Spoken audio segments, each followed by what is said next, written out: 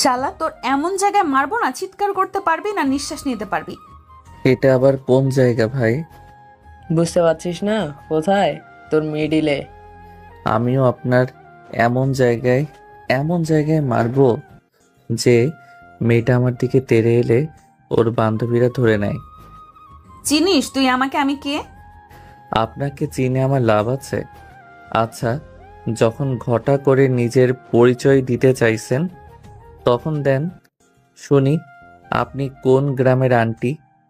বলেন আপনার নাম কি, বাসা কোথায়, কোন ক্লাসে পড়েন? উফ, ক্লাসে না, ক্লাসে কি জব করেন আন্টি? আন্টি লাগছে তো ওই আর কি। আপনার ফোন নাম্বার কি? শালা তোকে তো কি করব সেটা উপরওয়ালাই জানে। এই ছাড় তোরা, ওর একদিন কি আমার একদিন। আন্টি এত চেতেন কেন? আর আপু, আপনারা ছাড়বেন না? যে রাক্ষসী টাইপের, না জানি আমাকে পেলে কি করে। শালা তুই কাকে আন্টি বলিস? তুই আন্টি, তোর 14 গোষ্ঠী আন্টি। আন্টি এত রাখছেন কেন? আর আপনি না আপনার পরিচয় দিবেন বললেন? মেয়েটা ওদের থেকে ছাড়া পেতেই দিলাম দৌড়। পিছনে ফিরে দেখি রাকিবও আসছে। চলেন, হয়েছে এটা কি বলি। কলেজের বড় আপুরা এক জায়গায় বসে আড্ডা দিচ্ছে, আমরা দুই বন্ধু ওখানে দিয়ে আসছি। তখন দেখ তো আমি কত সুন্দর, কলেজে কত ছেলে আমাকে দেখে ক্রাশ খায়, কত ছেলে পেছনে ঘুরে, তার ঠিক আছে? হুম। হঠাৎ কথা শুনে দাঁড়িয়ে বললাম, যেই না চেহারা, নাম রাখছে পেয়ারা, আর পচা জিনিসে একটু মাছি ভনভন বেশি করে। আমার কথা শুনে ওই মেয়ে বাদে বাকি মেয়েগুলো হেসে দিল। আর মেয়েটা অনেক রেগে গেল। রেগে বলল, কি বললি তুই? আমি পচা জিনিস? শালা তোকে তো আমি কি যে করব। আমি ভুল কি বলেছি বলবেন? আচ্ছা, আমি ভুল কোথায় বললাম বুঝতে পারছি না। সে যাই হোক, দৌড়িয়ে অনেক ক্লান্ত, থামতে গিয়ে হঠাৎ করে কারোর উপর পড়ে গেলাম। সামনে তাকিয়ে দেখি একটা মেয়ে। মেয়েটা মাশাআল্লাহ অনেক সুন্দর, আর আমার মুখটা মেয়েটার বুকের উপর পড়েছে। মেয়েটা ধাক্কা দিয়ে সরিয়ে উঠে গেল। তারপর আমি উঠতেই ঠাস ঠাস থাপ্পড় খেয়ে তো আমি চোখে সরিষার ফুল দেখতে শুরু করেছি। মাথা ঝাঁকিয়ে ঠিক হতে যাব, তখন আবারও থাপ্পড় পড়ে গেল। একটু পরে মাথা ঝাঁকিয়ে ঠিক হলাম, দেখি ওই মেয়েটি, আর যার উপর পড়েছি ওই মেয়েটা রাগীভাবে তাকিয়ে আছে। আজকে যে আমার কপালে কি আছে আল্লাহ জানেন। আমার জীবনের প্রশ্ন, এখান থেকে এখন কেটে পড়াই ভালো। আবার পালাতে যাব, তখন দুইজনে দুই হাত ধরে নিল, মাম্মি আমাকে বাঁচাও। পালিয়ে যাবি কোথায়? আমার ভুল হয়ে গেছে আপু, মাফ চেয়ে নেন। না মানে, মাফ করে দেন। বুঝতে পারছি তুই কেমন ছেলে, তোকে এমন ভাবে সোজা করা যাবে না। এই তোর আব্বুর নাম্বার দে। ইমোশনাল হয়ে বললাম, আপু, আমার আব্বু নেই, নাম্বার কোথা থেকে দিব? সরি রে। আচ্ছা যা তাহলে, আর এমন করবি না। শ্রাবণী, ছেড়ে দে এটাকে। শালা, এই হারামজাদা, চোখ খুলে কি দৌড়াস নাকি? বাদ দে, ও আমার তাড়া খেয়ে দৌড়ানি দিচ্ছিল। ধন্যবাদ আপু। আচ্ছা আপু, আপনার নাম কি? ইসরাত জাহান ইরা। তোমার নাম কি? আকাশ আহমেদ নীল। যাই আপু। ছেড়ে দিতেই দৌড় দিলাম। কিছু দূর এসে এক জায়গায় দাঁড়িয়ে হাঁপাতে লাগলাম। বাপের বাপ, অনেক বড় বাঁচান বেঁচেছি, না হলে আজকে আমার কি যে অবস্থা হতো। হঠাৎ পিছন থেকে কেউ পিঠের উপর হাত রাখলো। ভয় পেয়ে বললাম, আপু, আমি আবার কি করলাম? প্লিজ আপু, ছেড়ে দেন। আমি আর আপনাদের কিছু বলবো না। আপনাদের কেন, কোনো মেয়েকে কিছু বলবো না। পিছন থেকে হাসির শব্দ এলো, পরিচিত কণ্ঠ। হুম, রাকিব শালা হাসে। ঘুরে রেগে গিয়ে বললাম, শালা, তোর নানির খালি ঘর এমন ভাবে ভয় দেখাস কেন? হা হা হা। তুই যে এত ভীতু জানতাম না। এমন মাইন্ডকার চিপায় যখন পড়বি তখন বুঝবি কি অবস্থা হয়। তা বুঝলাম, কিন্তু আঙ্কেলকে জীবিত থাকতে মেরে দিলি। যান বাঁচানো ফরজ, না হলে আজকে আমার মান সম্মান কেউ বাঁচাতে পারতো না। আচ্ছা বন্ধু, ওরা কোন ক্লাসে পড়ে রে? এতদিন ধরে ক্লাস করি, ঘুরে ঘুরে সবাইকে দেখে বেড়াই, কিন্তু এদের তো দেখতে পাইনি কখনো। আমাদের ক্লাসে যখন দেখিনি তখন আমাদের ক্লাসের না, অন্য ক্লাসে পড়তে পারে। খোঁজ নিতে হবে কোন ক্লাসে পড়ে। এমনভাবে আমাকে দৌড়ানি দেওয়ার শাস্তি দেওয়া লাগবে। এই জন্য বলে কুত্তার লেজ কখনো বাঁকা হবে না, আর তুইও কখনো ভালো হবি না শালা। দূর হ, তেমন কিছু হবে না। আগে চল ওই সেমরিদের সাথে কথা বলে আসি। ওই নীলা মেয়েটা কিন্তু আমার উপর ফিদা। ভাবতেই ভালো লাগে আমাকেও কেউ পছন্দ করে। পচা জিনিসে একটু মাছি বেশি ভনভন করে। অপমান করলি তো, কিন্তু আমি গায়ে মাখলাম না। তোর যে শরীরে গন্ডারের চামড়া, তোর কি এতগুলো তোর কি এগুলো কিছু মনে হবে? আঙ্কেলের কাছে এত মায়ের খাস, কিন্তু তোর শিক্ষা হয় না। চিন্তা নাই, সমস্যা নাই। আচ্ছা চল ওদের কাছে যাই। নীলারা দাঁড়িয়ে আছে, ওদের কাছে গেলাম। হাই, কি অবস্থা সবার? এই তো ভালো, তুমি? আলহামদুলিল্লাহ। আজকে তোমাকে কত কিউট লাগছে ইয়ার। সত্যি? এই মেয়েদের একটা সমস্যা, কেউ প্রশংসা করলে লজ্জা একবারে লাউডোঙা হয়ে যায়। ঢং। চুপ কর শালা। লজ্জা ঢং মেয়েদের অলংকার। ওরা করবে না তো তুই করবি নাকি? ঠিক বলছো, এই জন্য তো তোমাকে এত ভালো লাগে। তাই নাকি? এত ভালো লাগে কেন? জানি না তো, কিন্তু দেখলাম একটা আপু তোমাকে তাড়া করছিল, কিন্তু কেন? উনি নিজের রূপের প্রশংসা করছিল। আমি সেটা শুনে বললাম, যেই না চেহারা, নাম রাখছে পেয়ারা। আমার কথা শুনে ওখানে সবাই হেসে দিল। আমি চুপ করে ওদের হাসি দেখছি। নীলা হাসি থামিয়ে দিয়ে বলল, ছোট থেকেই কেমন ফাজিল নাকি? আম্মু তো তাই বলে। আচ্ছা ক্লাসে যাবা না? চলো, সময় তো হয়ে গেল। তাই সবাই ক্লাসে চলে এলাম। কিছুক্ষণ পর স্যার এলো, তাই ক্লাস করতে লাগলাম। চলেন পরিচিত হয়ে নেই। আমি আকাশ আহমেদ নীল। এইবার অনার্স ফার্স্ট থেকে সেকেন্ড ইয়ারে উঠলাম। আব্বু এই কলেজেরই প্রিন্সিপাল, অনেক রাগী। বড় একটা ভাইয়া আছে, উনিও জব করেন। বিয়ে হয়নি, তবে মেয়ে দেখছে। আর আম্মু আর কি করবে, বাসায় গৃহিণী। ক্লাস শেষ করে বাসায় ফিরছি, তখন সামনে তাকিয়ে দেখি ওই আপুগুলো যাচ্ছে। এটা দেখে রাকিব বলে উঠল। এই যে আন্টি, দাঁড়ান দাঁড়ান। রাকিব বলেই ঘুরে গেল, আর রাকিবের কথা শুনে মেয়ে গেল আমার দিকে তাকালো। শালা কি বাসটাই না দিল। আমার তো প্রাণ পাখি যায় যায় অবস্থা। মেয়েটা রেগে আমার কাছে এলো, মনে হয় গালের উপরে কয়েকটা থাপ্পড় পড়লো। কি পড়লো? ভয়ে চোখ বন্ধ করে নিয়েছি। অনেকক্ষণ চোখ বন্ধ করে আছি, কিন্তু মেয়েটা কিছু বলছে না। একটা চোখ খুলে তাকিয়ে দেখি মেয়েটা আমার অবস্থা দেখে মিটমিট করে হাসছে। দুই চোখ খুলতেই মেয়েটা বলল, তখন ওভাবে মিথ্যা বললে কেন যে তোমার আব্বু নেই? না আসলে ভয় পেয়ে আপনাদের থেকে বাঁচার জন্য। একটা কথা বলবো না, মানে যদি রাগ না করেন তাহলে। বলো শুনি। আপনার এমন মিটমিট হাসিটা অনেক সুন্দর। আপনার গালে টোল পড়ে, এতে আরো সুন্দর দেখাচ্ছে। বড় আপুদের সাথে লাইন মারার চেষ্টা করছো, এটা কি ঠিক হচ্ছে? একটু দূরে দাঁড়িয়ে বলল, কিসের কিসের সিনিয়র কিসের জুনিয়র, লাইট অফ দেন, সব কিছু সমান। বলেই উল্টো দিকে দিলাম দৌড়। জানি ওখানে থাকলে মাইর খেতেই হবে। একটু দূরে এসে দাঁড়িয়ে দেখলাম মেয়েটা একটু তাকিয়ে থেকে চলে গেল। আমিও চলে এলাম। রাকি ভালাই তো আগেই কেটে পড়ে আছে। তারপর কলেজ থেকে বাইরে আসতে দেখি রাকিব দাঁড়িয়ে দাঁড়িয়ে সিগারেট খাচ্ছে। কাছে গিয়ে বললাম, হালা, সবসময় আমাকে বাস দেওয়ার জন্য প্রস্তুত থাকিস, কিন্তু সত্যি বলতে ভাই মেয়েটার হাসি দেখে ক্রাশ খেয়েছি। বাহ, ভালোই তো। আচ্ছা রেস্টুরেন্টে চল, খাওয়াবো। কোন খুশিতে? বাইকে ওঠ, তারপর বলছি। রাকিব বাইকে উঠে বসলো। তারপর আমি উঠে বসতেই চালাতে লাগলো। এবার বল কি জন্য খাওয়াবি? আমার এক্সের সংসার গেছে। এটা কোনো খুশির কথা হলো? যদিও একটু একটু ওই শালি তো আবার বড়লোক দেখে গেছিল। বর্তমানে এমন হয়েছে, মানুষ একসাথে সব কিছুই চাইতেছে। ভালোবাসাও চাচ্ছে, অনেক টাকা পাওয়া ছেলেও চাচ্ছে।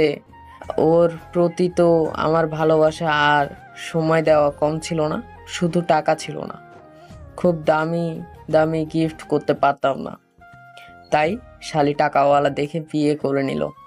শুনলাম বরের নাকি ওকে সময় দেয় না, ভালোবাসে না। কি বলবো বল, মানুষের ধর্মই হয়তো এখন এমন হয়ে গেছে। মানুষ বুঝতে চায় না শুধু টাকা থাকলেই সুখী হওয়া যায় না, ভালোবাসা, কেয়ার এইগুলোও প্রয়োজন হয়।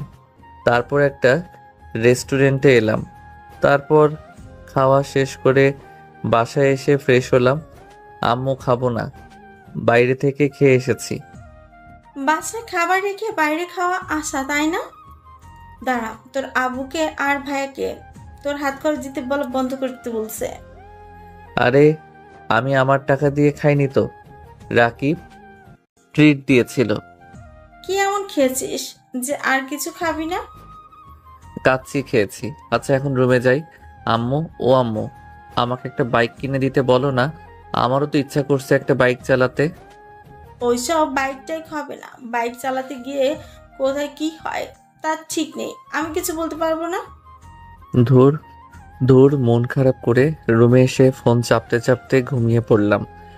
বিকেলে ঘুম থেকে উঠে দেখি ভাইয়া ছাদে যাচ্ছে, পিছনে পিছনে আমিও গেলাম। ভাইয়া আমার থেকে 4 বছরের বড়, তাই তুই করেই বলি, তুমি বলা হয় না। এই জন্য আব্বুর কাছে কত বকা খেয়েছি তার ঠিক নেই। বিধিবাম ওই কথায় আছে না, স্বভাব যায় না মলে, কয়লা যায় না ধুলে। ভাইয়া, এই ভাইয়া শোনো না, তোর আবার কি হলো?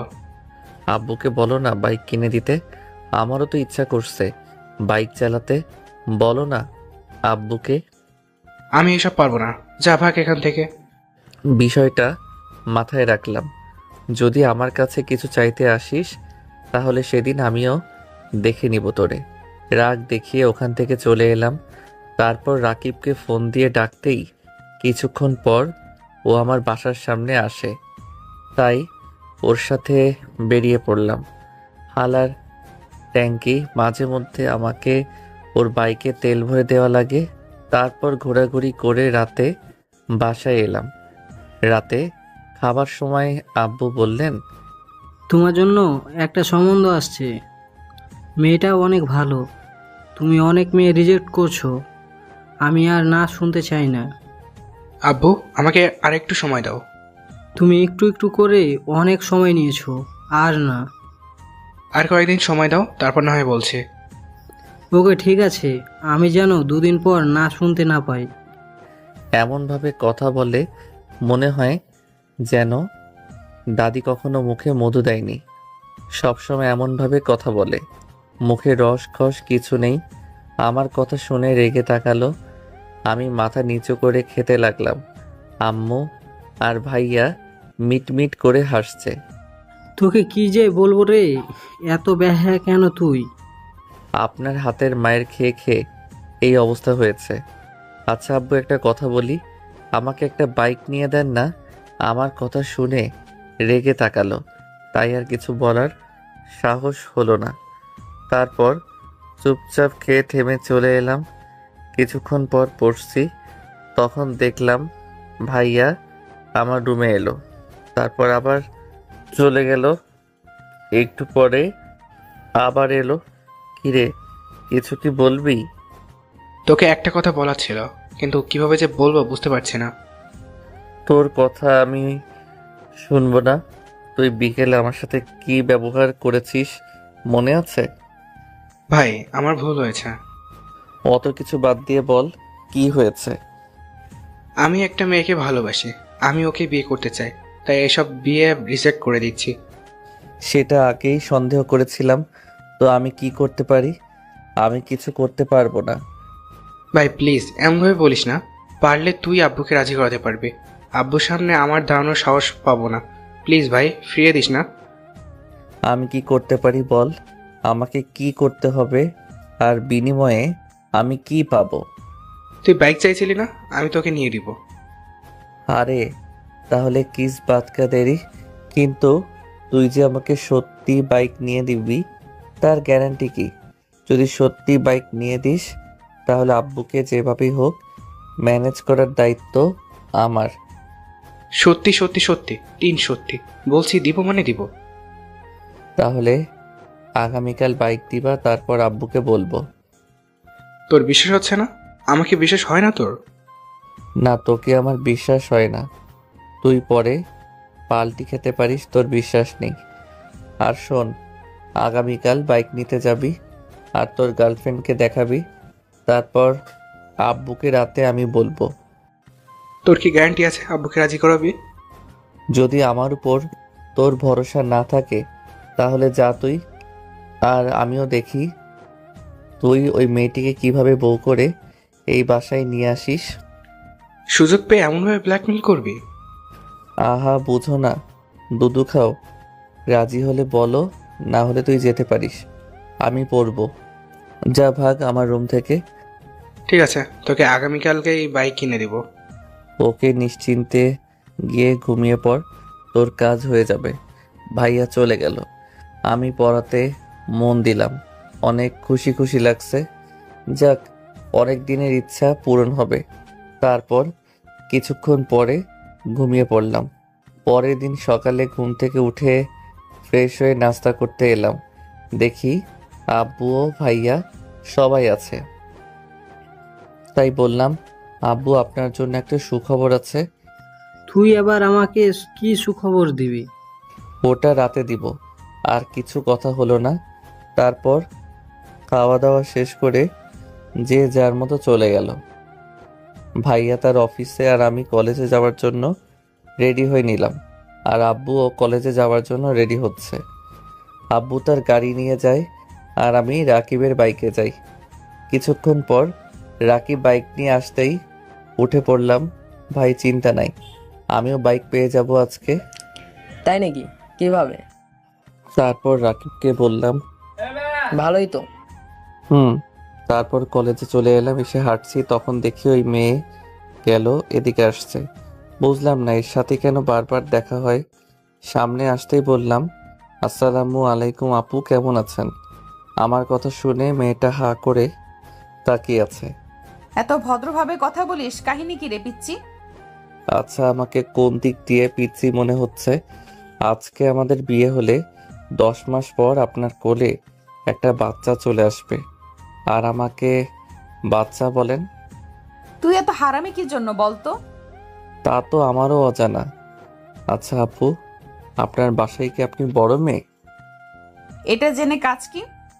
আহা, বলেন না। আমি বড় মেয়ে এবং ছোট একটি বোনও আছে। ও আচ্ছা আচ্ছা, বুঝলাম। আচ্ছা আপু, ফ্রেন্ড? ছোট হয়ে বড় আপুদের সাথে ফ্রেন্ডশিপ করছিস, কারণ কি রে? তেমন কিছু না, ভাবছি আপনার সাথে ফ্রেন্ডশিপ করে আপনার ছোট বোনকে পটিয়ে প্রেম করব। ওরে সাবানা, তোর তো দেখে ভালোই সাহস রে। আমার সামনে বলিস আমার ছোট বোনের সাথে প্রেম করবি? এত রেগে যাওয়ার কি আছে? জানেন গতকাল কি হয়েছে? কি হয়েছে শুনি। গতকাল এমনিতেই মশা বেশি লাগছিল, তাই মশাই টাঙিয়ে লাইট অফ করে শুয়েছি। তখনও মা দেখি কয়েকটি মশা পিছনে লাইট জ্বালিয়ে আমাকে খুঁজছে। আমার কথা শুনে আপুগুলো হেসে দিল। আরে গর্ধপ, ওগুলো মশা না, ওগুলো জোনাকি পোকা। আসলে ওই আর কি, জানতাম না, আজকে আপনার থেকে জানলাম। কি রে, তুই এগুলো বলে আমাকে পটানোর চেষ্টা করছিস? ও মা, আপনাকে আমি পটাতে যাব কেন? আর আমি আপনার মতো আন্টিকে পটিয়ে কি করব? দেখ, একদম ভালো হচ্ছে না কিন্তু। আহা, রাগেন কেন? আমি আপনাকে কি এমন বলেছি? তোকে আমি পরে দেখে নিব, একবার সুযোগ পেয়ে যাই। আচ্ছা, আপনি আমার সামনে আছেন, আমি আপনার সামনে আছি, আমাকে দেখতে পাচ্ছেন। এখন প্রশ্ন হচ্ছে, এমনভাবে সরাসরি দেখতে পেয়েও কোনোভাবে দেখতে চাইছেন মানে কিভাবে দেখতে চাইছেন বলবেন? খুলে দিই, সব কিছু দেখবেন? ছি ছি, শালা তোকে তো আমি আজকে মেরেই ফেলবো। ইরাপুর তেড়ে এলে দিলাম সামনের দিকে দৌড়। কত ফাজিলের ফাজিল, মুখে কোনো কিছুই আটকায় না, যা মুখে আসে সেটাই বলে দিচ্ছে। হালাই কি আমাদের সামনে আসছে না? আমরাও সামনে যাচ্ছি, গতকাল থেকে পেছনে পড়েছে। প্রিন্সিপাল স্যার তো অনেক রাগী, কিন্তু তার ঘরে এমন একটা কিভাবে থাকতে পারে মাথায় আসছে না। ওদের ভিতরে আমাকে নিয়ে গবেষণা করছে। আমি আর রাকিব একটা জায়গায় এসে বসলাম, তারপর আড্ডা দিতে থাকলাম। তারপর ক্লাসের সময় হতেই ক্লাসে চলে এলাম। তারপর ক্লাস শেষ করে টিফিন পিরিয়ডে ঘুরে ঘুরে দেখতে লাগলাম। ঘুরতে ঘুরতে এক কর্নারে বসলাম, দেখি ইরা আপু এবং ওনার বান্ধবীগুলো এদিকে আসছে। এসেই, তোরা দুজন এখানে কি করছিস? তোরা তো এখানে বসে থাকিস না, আজকে এখানে কেন? ওঠ এখান থেকে। উঠবো কেন? আমরা এখানে বসি, তোর এখান থেকে উঠ। আপনাদের এখানে কি রেজিস্ট্রি করা নাকি? উঠবো না, আপনারা এখান থেকে যান। উঠ বলছি। উঠবি না লাঠি হাতে নিব? ওয়ার্ডা কথাবার্তা। আপনাদের এই জায়গা কি রেজিস্ট্রি করে নাকি আপনারা বলবেন আর উঠে চলে যাব? ইরা আপু হাত ধরে টানতে লাগলো। বুঝলাম না এই জায়গায় কি আছে যে এদের এখানেই বসতে হবে। উঠাচ্ছে একটা সুযোগ নিয়ে নিই। হাত ধরে টানতেই উঠে ইরা আপুর উপর ঝুঁকে পড়ি। ইরা আপু নিজেকে সামলাতে না পেরে নিচে পড়ে যায়, আর আমি ওনার উপরে পড়লাম। ইচ্ছা করে এমনভাবে পড়লাম যে ইরা আপুর ঠোঁটের উপরে আমার ঠোঁট। সুযোগ বুঝে একটা কিসই করে নিলাম। হঠাৎ এমন কিছু হবে ইরা আপু বুঝতেই পারিনি, তাই এক দৃষ্টিতে আমার দিকে তাকিয়ে আছে। যখন বুঝলো তখন ধাক্কা দিয়ে সরিয়ে দিয়ে উঠে গেল। আমি উঠতেই ঠাস ঠাস করে দুইটা পড়ে গেল গালে। দুই গালে হাত দিয়ে চুপচাপ তাকিয়ে আছি। মারলেন কেন?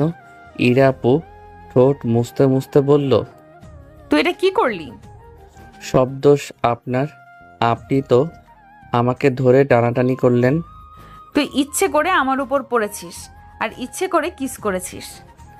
আমি মোটেও ইচ্ছা করে কিছু করিনি, সব কিছু আপনার জন্য হয়েছে।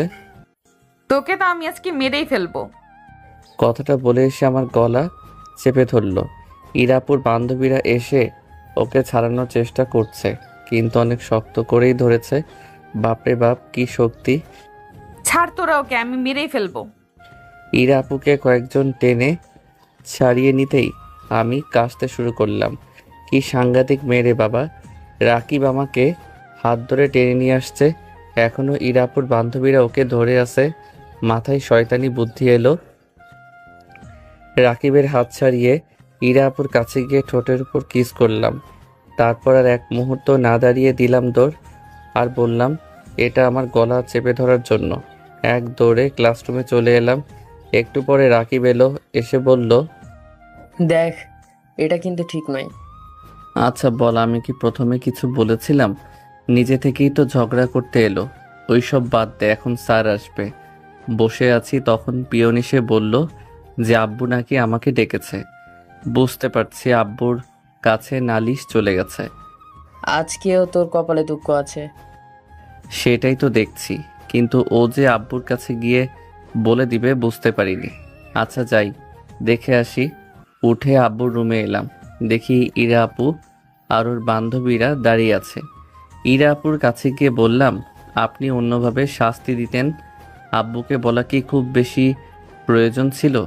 দাঁড়িয়ে দাঁড়িয়ে দেখেন আমার এখন কি অবস্থা হয়। মেয়েটাকে বলেছিস আমার কাছে নালিশ এলো কি জন্য? না, আসলে আব্বু আর কিছু না বলে একটা লাঠি দিয়ে পিঠের উপর কয়েকটা ব্যথায় চোখ দিয়ে পানি বের হয়ে গেল, তাও চোখ বন্ধ করে দাঁড়িয়ে আছি। একটু পরে বলল, মেয়েটার কাছে মাপ চেয়ে নে, আর বল কখনোই কোনো মেয়েকে কিছু বলবি না, মেয়েদের দিকে চোখ তুলেও তাকাবি না। সরি আপু, আর আপনাকে কিছুই বলবো না, আপনার সামনেও যাব না। ওই মরেই যাই, এই জীবন রেখে হবেটা কি? কি বলি তুই? তোকে তো তাই করতে মন চাই মাঝে মধ্যে, একমাত্র তোর জন্য আমাকে মাঝে মধ্যে ছোট হতে হয়। ঠিক আছে, আর কোনো মেয়ের সামনে যাব না, এখন আমি যাই। আল্লাহ, তুমি আমার ঘরে এমন সন্তান না দিলেও পারতে।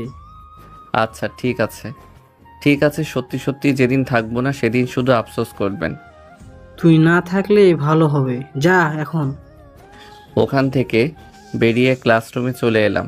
আস্তে আস্তে রাকিব বলল, কিরে, আঙ্কেল কি বলল? ওর দিকে পিছন ঘুরিয়ে বললাম, এইবার আমার গেঞ্জি তুলে দেখো। আমার কথা শুনে রাকিব গেঞ্জি একটু উপরে উঠিয়ে বলল, মেরে কি অবস্থা করেছে! আচ্ছা, এ তো মার খাস, তাও তোর একটু কি লজ্জা করে না? বাদ দে তো। আচ্ছা তা যাই হোক, শরীর অনেক ব্যথা করছে। কোনো রকম বাকি ক্লাসগুলো শেষ করে রাকিব আমি বেরিয়ে এলাম। রাকিবের বাইকের কাছে আসতেই দেখি ইরা আপু এবং ওনার বান্ধবীরা দাঁড়িয়ে আছে। বুঝলাম না ওখানে আবার কেন দাঁড়িয়ে, তা যেই কারণেই হোক। তুই বাইক নিয়ে গেটের কাছে আয়, আমি ওখানেই দাঁড়াচ্ছি। আমি গেটের কাছে এলাম আর রাকিব ওর বাইকের কাছে গেল। যেতেই, তোর ফ্রেন্ড কোথায়? কেন আপু? আমি বুঝতে পারিনি ওকে এতটা মারবে। আমি ভাবলাম হয়তো কিছু একটা বলবে, যেন আমার সাথে এমন না করে, কিন্তু এভাবে যে মারবে বুঝতে পারিনি। ওগুলো আর কিছু হবে না, আর ওগুলো কিছু মনেও করে না। এমনভাবে আঙ্কেলের কাছে কত যে মার খেয়েছে তা ঠিক নেই। আর চিন্তা নেই, আপনার সাথে কোনো প্রকার দুষ্টুমি আর সামনেও আসবে না। তা ঠিক আছে, কিন্তু তোমার ফ্রেন্ড কোথায়?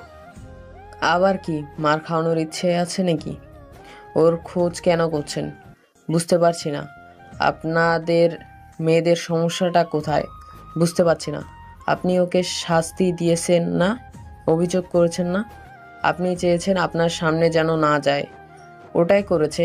আপনার সাথে দুষ্টুমি বা ফাজলামি কিছুই করবে না, ওটা চেয়েছেন, ওটাই হয়েছে। তাহলে আবার ওকে কেন খোঁজ করছেন? আবারও কি মার খাওয়াতে চান? না, এখনো প্রতিশোধ নেওয়া হয়নি। এমনিতেই অনুশোচনায় ভুগছিলাম, তার উপর রাকিবের এমন কথাই ইরা আপু কেঁদে দিয়েছে। রাকিব সেদিকে খেয়াল না করে বাইক নিয়ে আমার কাছে আসতে উঠে পড়লাম। চলো ফার্মেসি থেকে মেডিসিন নিয়ে ওষুধ নেই, অনেক ব্যথা করছে রে ভাই। তোর একটু লজ্জা হওয়া দরকার। শালা, এত মার খাচ্ছিস তাও তোর শিক্ষা হয় না। ধুর বাদ দে। তারপর রাকিব আমি ফার্মেসিতে এলাম, তারপর কিছু মেডিসিন নিয়ে বাসায় এলাম। আম্মুকে কিছু বলা যাবে না, আর জানি ওই হিটলার ফাদরও আম্মুকে বলবে না। রাকিব বাসায় রেখে চলে গেল, আমিও বাসার ভিতরে এসে ফ্রেশ হয়ে খেতে এলাম। আম্মু খাবার দাও, দেখে আব্বু এলো। আমি কিছু বললাম না। আম্মু খাবার দিতেই চুপচাপ খেয়ে রুমে এসে শুয়ে পড়লাম। বিকেলে ভাইয়ার ডাকে ঘুম ভাঙলো। ঘুম থেকে উঠে বললাম, কি হয়েছে, ডাকিস কেন? আব্বুর কাছে আবার মার খেয়েছিস তাই না? কখন মার খেয়েছিস? নিশ্চিত কলেজে। বাদ দে তো। আচ্ছা চল বাইক নিতে চল। ওষুধ খেয়েছিস? আম্মু জানে বিষয়টা? বাদ দে তো, ওইসব আর আম্মু জানে না, এই সব কিছু বলিনি। আচ্ছা তুই রুমে গিয়ে রেডি হয়ে নে, আমি ফ্রেশ হয়ে আসছি। আর ভাবিকে ডেকেছিস নাকি? ডেকেছি, আসবে বলেছে। আচ্ছা তুই রেডি হয়ে আয় তাহলে। ভাইয়া চলে যেতেই উঠে ফ্রেশ হয়ে বের হলাম। ভাইয়াও আসতেই আম্মু দুজনকে দেখে বলল, দুজনে কোথায় যাচ্ছিস? বাইক কিনতে। ভাইয়া বাইক নিয়ে দিবে। কি হঠাৎ কি মনে করে বাইক নিয়ে দিবে? কি রে, তুই ওকে বাইক নিয়ে দিবি, কাহিনী কি বলতো? পরে শুনিও, এখন যাই। ভাইয়া চলো চলো। তারপর বাইরে এলাম। ভাইয়া ওর গাড়ি নিয়ে আসতেই সামনে উঠে বসলাম। তারপর ভাইয়া ব্যাংক থেকে টাকা উঠিয়ে আবার বাইক শোরুমে এলাম। কি বাইক নিয়ে দিবি? R15 ভার্সন 3 নে। সত্যি? আমি ভাবলাম হয়তো 2 লক্ষ এর মধ্যে নিয়ে দিবি। তুই আমার সোনা মোনা ভাই, ধন্যবাদ তোকে। হয়েছে হয়েছে, এবার ভিতরে চল। তারপর বাইকের শোরুমের ভিতরে এলাম। বাইক নিয়ে সব কিছু ঠিক করতে অনেক সময় হয়ে গেল। ভাইয়ার ফোন বেজে উঠলো। ফোন রিসিভ করে কার সাথে যেন একটু কথা বলল, তারপর এসে বলল, ওরা চলে এসেছে। ওরা বলতে কে কে আছে? ও আছে আর ওর ছোট ভাই এবং ও চাচাতো বোন আছে। ও আচ্ছা, এদিকের কাজ তো শেষ, কিন্তু ভাইয়া লাইসেন্সটা, ওটার টাকা আমি কোথায় পাবো? চিন্তা নেই, ওটাও আমি দিব। এদিকের কাজ শেষ, হাজির রেস্টুরেন্টে চল, ওখানে ওরা আছে। ওকে। ভাইয়া ওর গাড়ি নিয়ে চলে গেল, আমিও বাইক নিয়ে ওখানে এলাম। তারপরে ভিতরে গেলাম, দেখি ভাইয়ারা বসে আছে। আমি ওদের কাছে গিয়ে একটু অবাক হলাম। ইরা আপুর আছে, অন্য একটা মেয়েকে দেখে সালাম দিলাম। আসসালামু আলাইকুম ভাবি, কেমন আছেন? কিভাবে বুঝলে আমি তোমার ভাবি? ওই মেয়েটাও তো হতে পারে।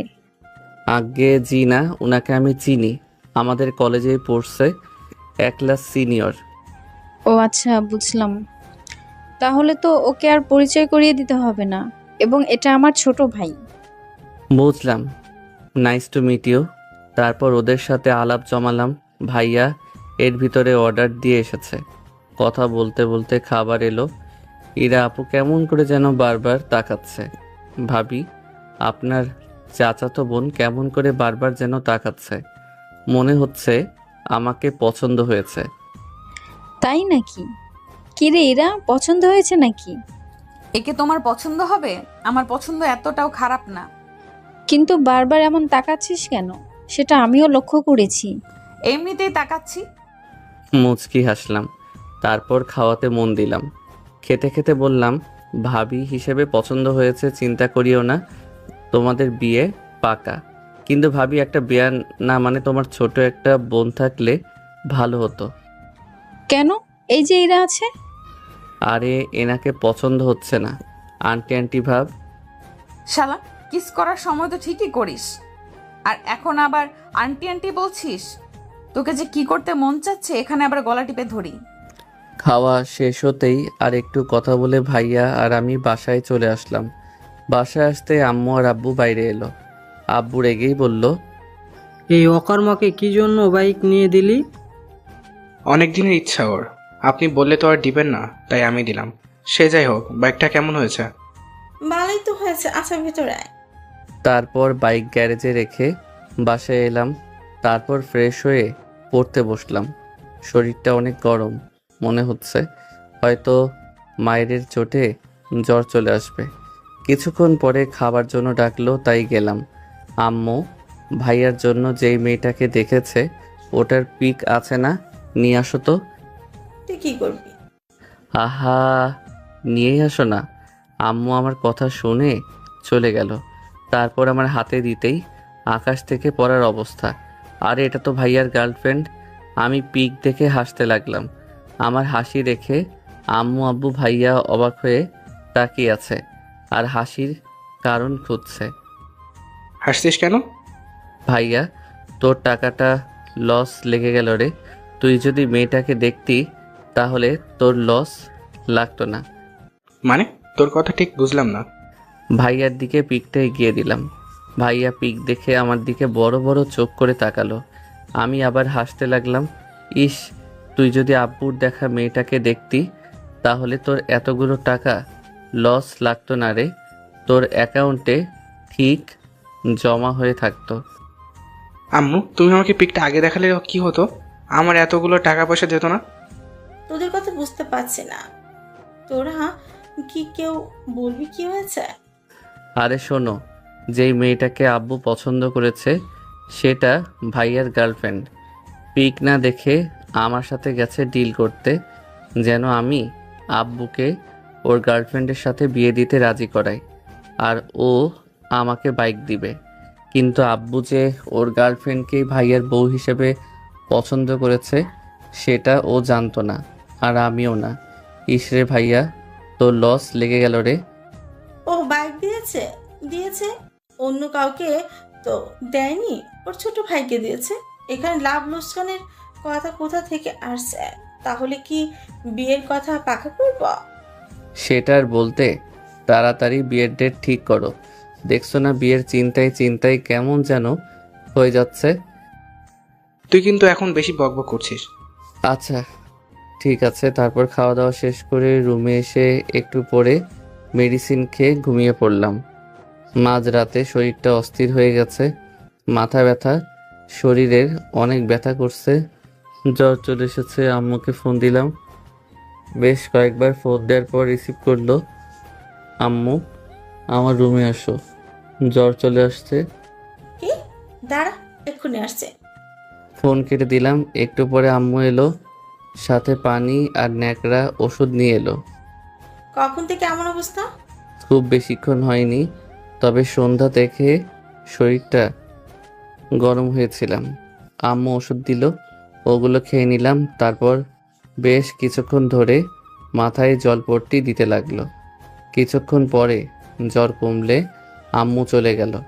আব্বু যে মেরেছে ওটা বলিনি, আর একটু স্যান্ডো গেঞ্জি পরেছিলাম, তাই আম্মু মায়ের দাগ দেখতে পাইনি। তারপর আমারও ঘুম আসলে ঘুমিয়ে পড়লাম। পরের দিন সকালে রাকিবকে ফোন দিয়ে বললাম কলেজ যেতে পারবো না, জ্বর আসছে। সারা দিন বাসা থেকে বের হইনি, বিছানা ছেড়ে উঠতেই পারিনি। বিকেলে রাকিব এসে কিছুক্ষণ আড্ডা দিয়ে গেল। সারাদিন চলে গেল। রাতে খাবার খেতে গেলাম, তখন আম্মু বলল, মেয়ের বাবার সাথে কথা হয়েছে 20 তারিখে বিয়ে, মানে আর 10 দিন আছে। তারপর আর কথা বলতে বলতে খাওয়া শেষ করলাম। তারপর খাওয়া শেষ করে ওষুধ খেয়ে শুয়ে পড়লাম। বেশ কিছুক্ষণ পরে ঘুমিয়ে পড়লাম। সকালে ঘুম থেকে উঠে ফ্রেশ হয়ে নাস্তা করলাম। আজকেও বাসায় শুয়ে বসে কাটিয়ে দিলাম। বিকেলে ভাইয়া আর রাকিবের সাথে গিয়ে বাইকের লাইসেন্স আর ড্রাইভিং লাইসেন্সের জন্য আবেদন করলাম। তারপর রেস্টুরেন্টে হালকা খাওয়া দাওয়া শেষ করলাম। ভাইয়া চলে গেল। আমি আর রাকিব আড্ডা দিয়ে রাতে বাসায় এলাম।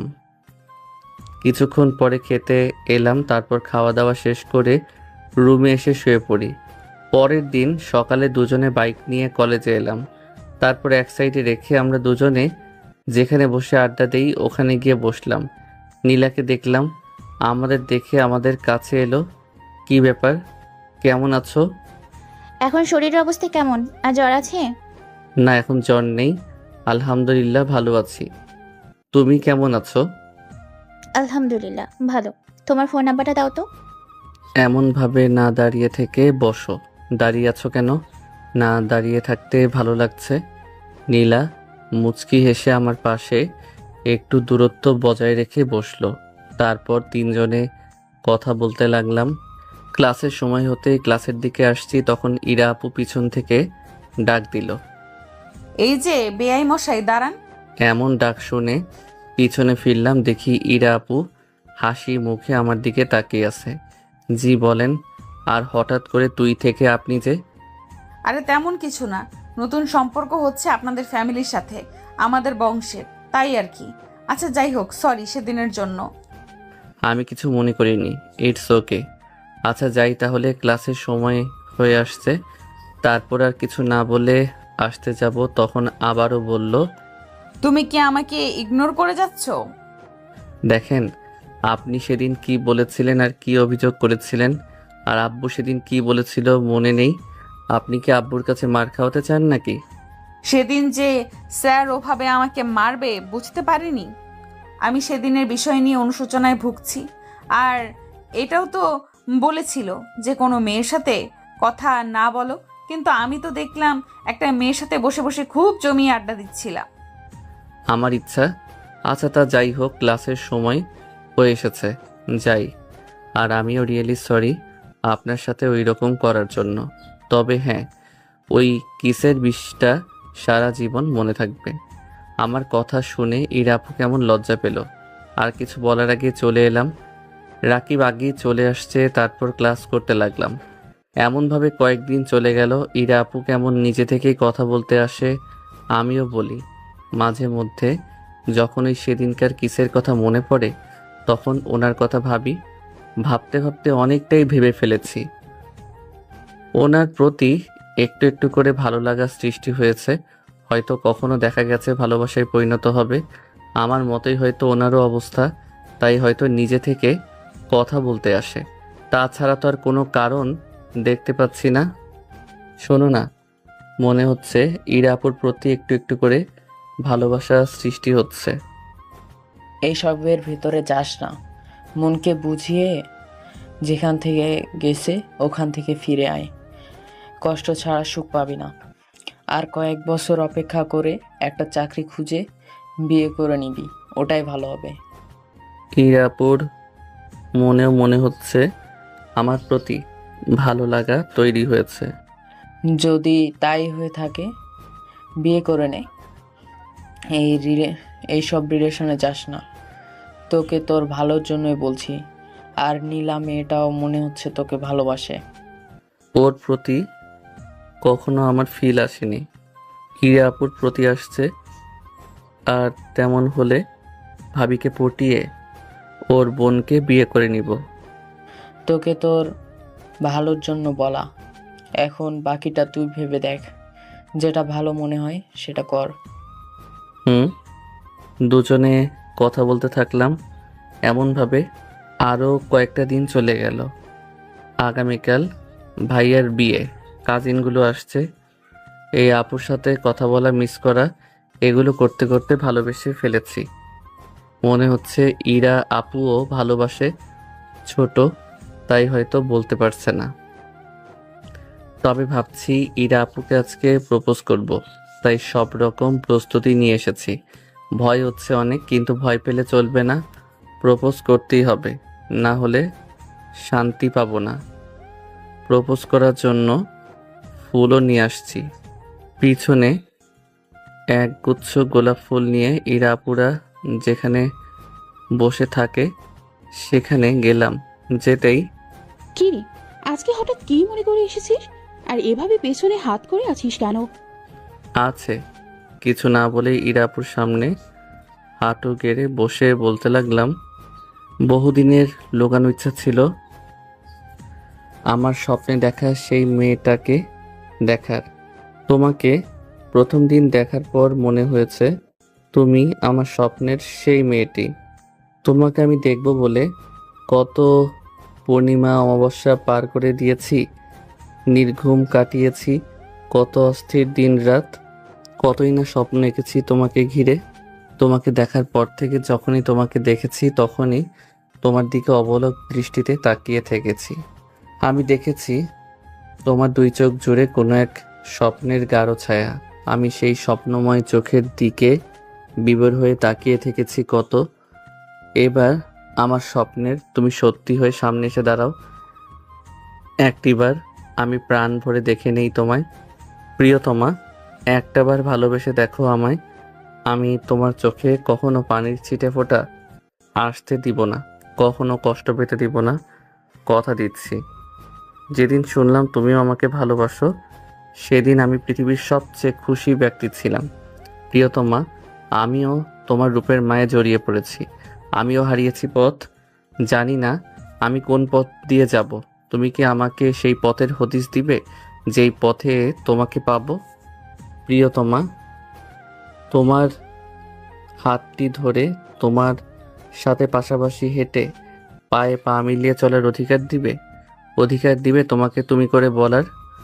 সবশেষে বলতে চাই প্রিয়তমা, তোমাকে ভালোবাসি। I love you. Do you love me? আমার কথা শুনে সবাই হাঁ করে তাকিয়ে আছে। আর ইরা আপু বসা থেকে উঠে গেছে। কিছু না বলেই গালের উপর ঠাস করে একটা পড়ে গেল। গালে হাত দিয়ে বোঝার চেষ্টা করছি বিষয়টা কি হলো। সাথে ইরাপুর বান্ধবীরাও অবাক হয়ে ওনার দিকে তাকিয়ে আছে। তোমার লজ্জা করছে না জুনিয়র হয়ে সিনিয়রকে প্রপোজ করতে? করছে না বলেই তো করলাম। আর সত্যি আপনাকে আমি অনেক ভালোবাসি। তা আমি কি করব? আমি ভালোবাসি না। ও, আমি ভাবলাম হয়তো আপনিও আমাকে ভালোবাসেন, তাই প্রপোজ করলাম। মানে এই কয়েকদিন ভালোভাবে কথা বলেছি বলে ধরে নিয়েছো আমি তোমাকে ভালোবাসি? তোমাদের ছেলেদের এই একটাই সমস্যা, কোনো মেয়ে ভালো করে কথা বললেই ধরে নেয় যে ওই মেয়েটি ওকে ভালোবাসে। না, আসলে ওই আর কি ভাবছিলাম। আচ্ছা, তা যাই হোক, কিন্তু আমি আপনাকে ভালোবাসি আর আপনিও আমাকে ভালোবাসবেন। এমন ভাবে বলছে মনে হচ্ছে ওর নানির হাতের বানানো মোয়া চাইলেই পেয়ে যাবে। আমি তোমাকে ভালোবাসি না আর পছন্দ করি না। নানির হাতের না, তবে আপনি দিতে পারবেন? ভালোবাসবেন কি না বলেন? না, আমি তোমাকে ভালোবাসি না। কিন্তু আমি তো বাসি। আর আপনিও আমাকে ভালোবাসবেন। ভালোবাসা কি জোর করে পাওয়া যায়? আমি জানি আপনিও আমাকে ভালোবাসেন, এটা আমার বিশ্বাস। দেখো, আমি মজা না, সত্যিই তোমাকে ভালোবাসি না। ও, মনটা খারাপ হয়ে গেল। ধুর, কি না কি ভেবেছিলাম। কিন্তু পিছনে লেগে থাকতে সমস্যা কোথায়? আহা, ভালোবাসেন না ঠিক আছে, কিন্তু আমি জানি আপনিও আমাকে ভালোবাসবেন। কিন্তু আপনার পিছনে কিছুদিন আঠার মতো লেগে থাকতে হবে, এই আর কি। পাগল হয়েছো নাকি? আপনার প্রেমে একদম পাগল হয়ে গেছি। আসেন, দুজনে একসাথে পাবনা যাই। আমারও সব ইচ্ছে নেই। তুমি পাগল হয়েছে, তুমি যাও। সত্যি আপনি আমাকে ভালোবাসেন না? না না না, বলছি তো তোমাকে সত্যি বলছি, আমি তোমাকে ভালোবাসি না। উঠে ফুলগুলো নিয়ে চলে এলাম।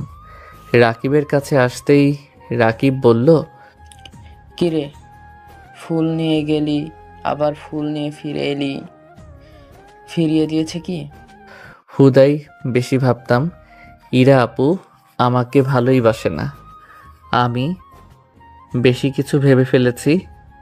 ও, ওই সব বাদ দিয়ে নিজের মতো করে চল, ভালো থাকবি। না হলে সুখ শান্তি সব হারিয়ে ফেলবি।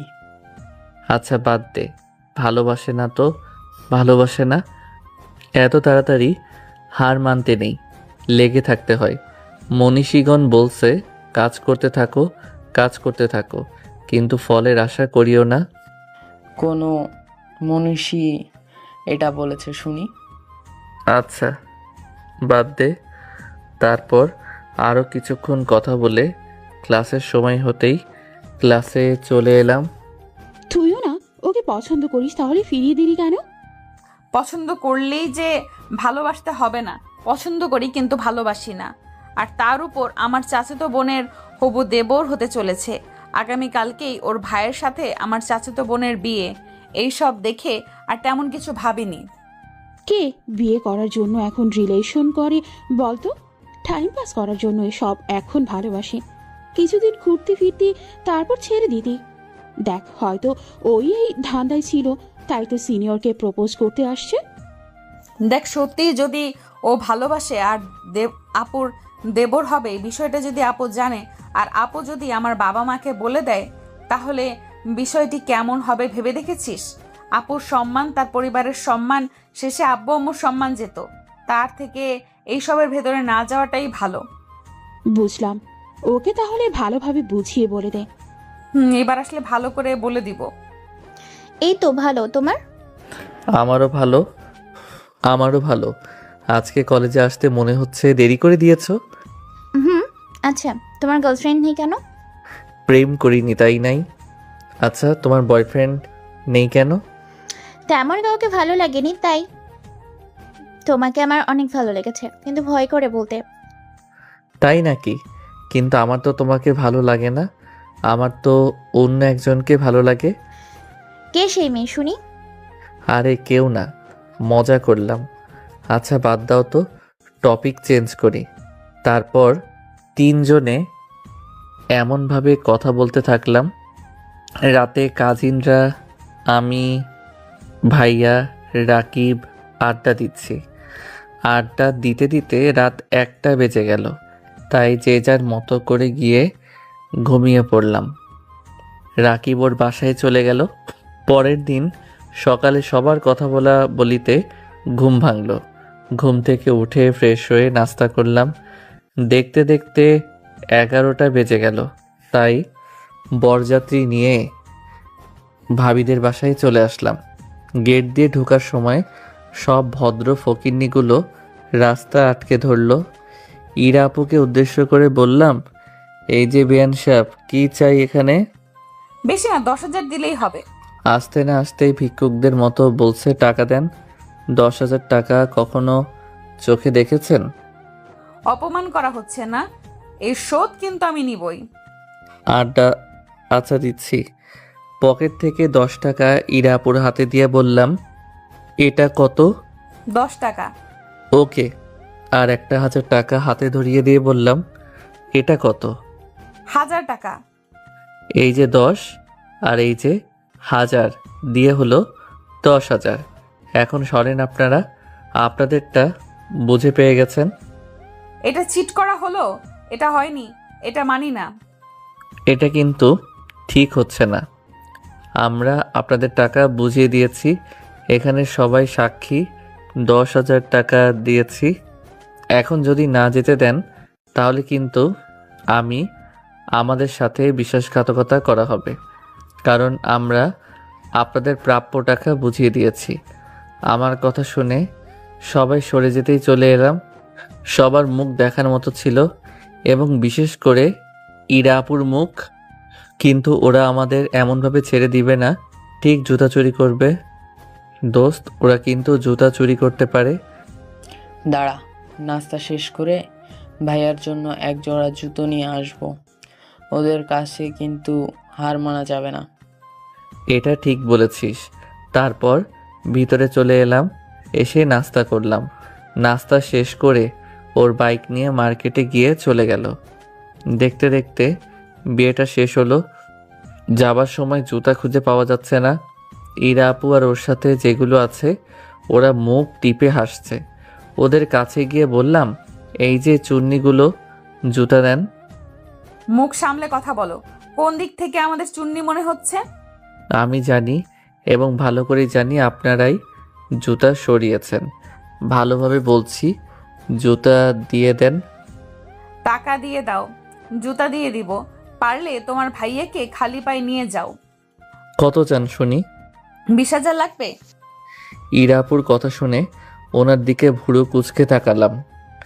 তারপর মুচকি হেসে বললাম, 2,000 নেন, তারপর জুতো জোড়া দিয়ে দিন। হবে না।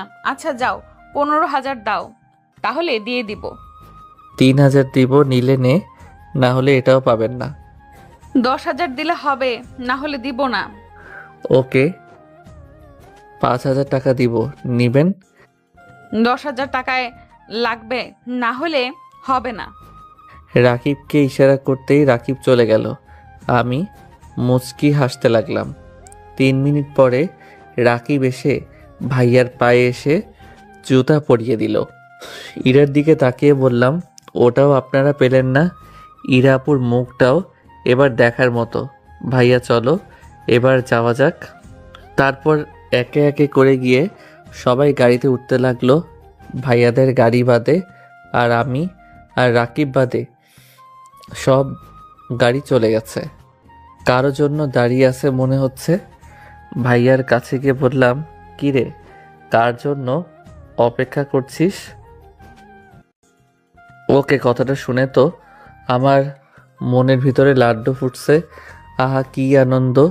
আকাশে বাতাসে আমার লুঙ্গি উড়েছে আকাশে। আমি এক দৃষ্টিতে তাকিয়ে আছি। ইরাপুকে অনেক সুন্দর লাগছে। নীল রঙের গাউন আর নীল স্কার্ফ, উফস যা লাগছে না। হঠাৎ করে ধাক্কা অনুভব করলাম। দেখি রাকিব ধাক্কা দিচ্ছে। দেখেছিস ইরাপুকে কত সুন্দর লাগছে? তা ঠিক আছে, কিন্তু এমনভাবে তাকিয়ে থাকার কি আছে? যে যা ভাবার ভাববে, ওইসব বাদ দে। কাছে আসতেই বললাম, বেআইন সেই লাগছে, একেবারে ঝাঁকা নাকা। দূর হ তুই। চোখ টিপ দিলাম। ইরাপু চোখ রাঙিয়ে গিয়ে ভাবির পাশে বসে গেল। তারপর সবাই চলে এলাম। বাসায় এসে বাসরঘর সাজানোর তোড়জোড় শুরু করলাম। বাসরঘর সাজাতে সাজাতে অনেক সময় চলে গেল। রাতে খাওয়া দাওয়া শেষ করলাম। ভাইয়া আর ওর বন্ধুরা ছাদে গিয়ে আড্ডা দিচ্ছে। ভাবলাম ভাইয়ার কাছে বাসরঘর সাজানোর জন্য টাকা নিব, কিন্তু পরে ভাবলাম থাক, দরকার নেই। এদিকে তো অনেক টাকাই দিয়েছে। দেখতে দেখতে রাত 12টা বাজলে ভাইয়া আসলো। ভাইয়া, কিছু দিবি না, এমনি চলে যাবি? বাসর ঘরের খরচটা তো দে। সকালে নিস, এখন যা সর। Best of luck. রাত তো অনেক হলো, আমিও গিয়ে ঘুমিয়ে পড়ি। রাকিব অনেক আগেই চলে গেছে, তাই রুমে এসে শুয়ে পড়লাম। ইরা আপুকে তেমন চোখে পড়েনি। জানি না কোথায় ঘাপটি মেরেছিল। সকালে যেমন করেই হোক রাজি করাতেই হবে, এইসব ভাবতে ভাবতে ঘুমিয়ে গেলাম। পরের দিন সকালে ঘুম থেকে উঠে ফ্রেশ হয়ে ছাদে গেলাম। দেখি ইরা আপু, ও ছাড়া ছাদে আর কেউ নেই। তাই পাশে গিয়ে দাঁড়িয়ে বললাম, সকাল সকাল ছাদে কি করা হচ্ছে? আমার কথা শুনে চমকে উঠল। তুমি? ও, আশা করিনি বুঝি। তা যাই হোক, আমার ব্যাপারে কি ভাবলেন? তুমি তো তোমাকে তো গত পরশুদিন বলে দিয়েছি আমি তোমাকে ভালোবাসি না, আর তোমার প্রতি কোনো ফিলিংসও নেই। আমি জানি আপনি আমাকে ভালোবাসেন, আর সত্যিই বলছি আমি আপনাকে ভালোবাসি। আমি সত্যি করে বলছি আমি তোমাকে ভালোবাসি না। তুমি বোঝার চেষ্টা করো।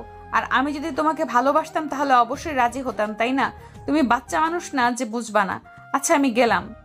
ইরা আপুর হাত ধরলাম। কেন বুঝতে পারছেন না? আমি আপনাকে সত্যি খুব ভালোবাসি। হাত ছাড়ো, ব্যথা করছে। আপনি মিথ্যা বলছেন কেন? আমি জানি আপনিও আমাকে ভালোবাসেন। আর কেন আপনি বিষয়টা লুকাচ্ছেন বলেন? আকাশ ছাড়ো, অনেক ব্যথা করছে। বলেন ভালোবাসবেন। আমার হাত অনেক ব্যথা করছে। আকাশ! আব্বুর চিৎকার শুনে পিছনে ফিরলাম। সাথে সাথে ইরা আপুর হাত ছেড়ে দিয়েছি। আমার ভিতরে শুকিয়ে গেছে। মনে হচ্ছে আজকে আমার শেষ দিন। আব্বু আমার কাছে এলো। খেয়াল করলাম ইরা আপুর হাত থেকে রক্ত পড়ছে। মনে হয় শক্ত করে হাত ধরার ফলে কাচের চুড়ি ভেঙে হাত কেটে গেছে। আব্বু এসেই দুই গালে দুইটা থাপ্পড় দিল। থাপ্পড় খেয়ে চোখে ঝাপসা দেখতে লাগলাম। আব্বু টি শার্টের কলার ধরে টানতে টানতে নিচে নিয়ে এলো। এসে জোরে করে ফেলে দিল। ধাক্কাটা সামলাতে না পেরে নিচে পড়ে গেলাম।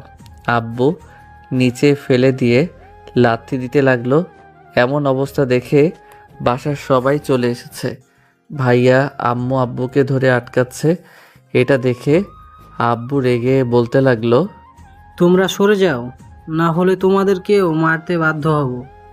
তোমরা সরে যাও, না হলে তোমাদেরকেও মারতে বাধ্য হব। ওর সাহস কী করে হয় মেহমানদের সাথে এমন ব্যবহার করার?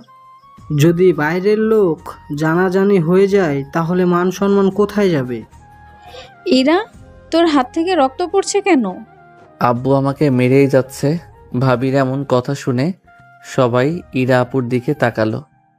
আসলে আপু, আকাশ আমার হাত ধরেছিল, তাই চুড়ি ভেঙে হাত কেটে গেছে। ছি, তুই এমন করেছিস? ও আমাদের মেহমান, ওর সাথে এমন করছিস?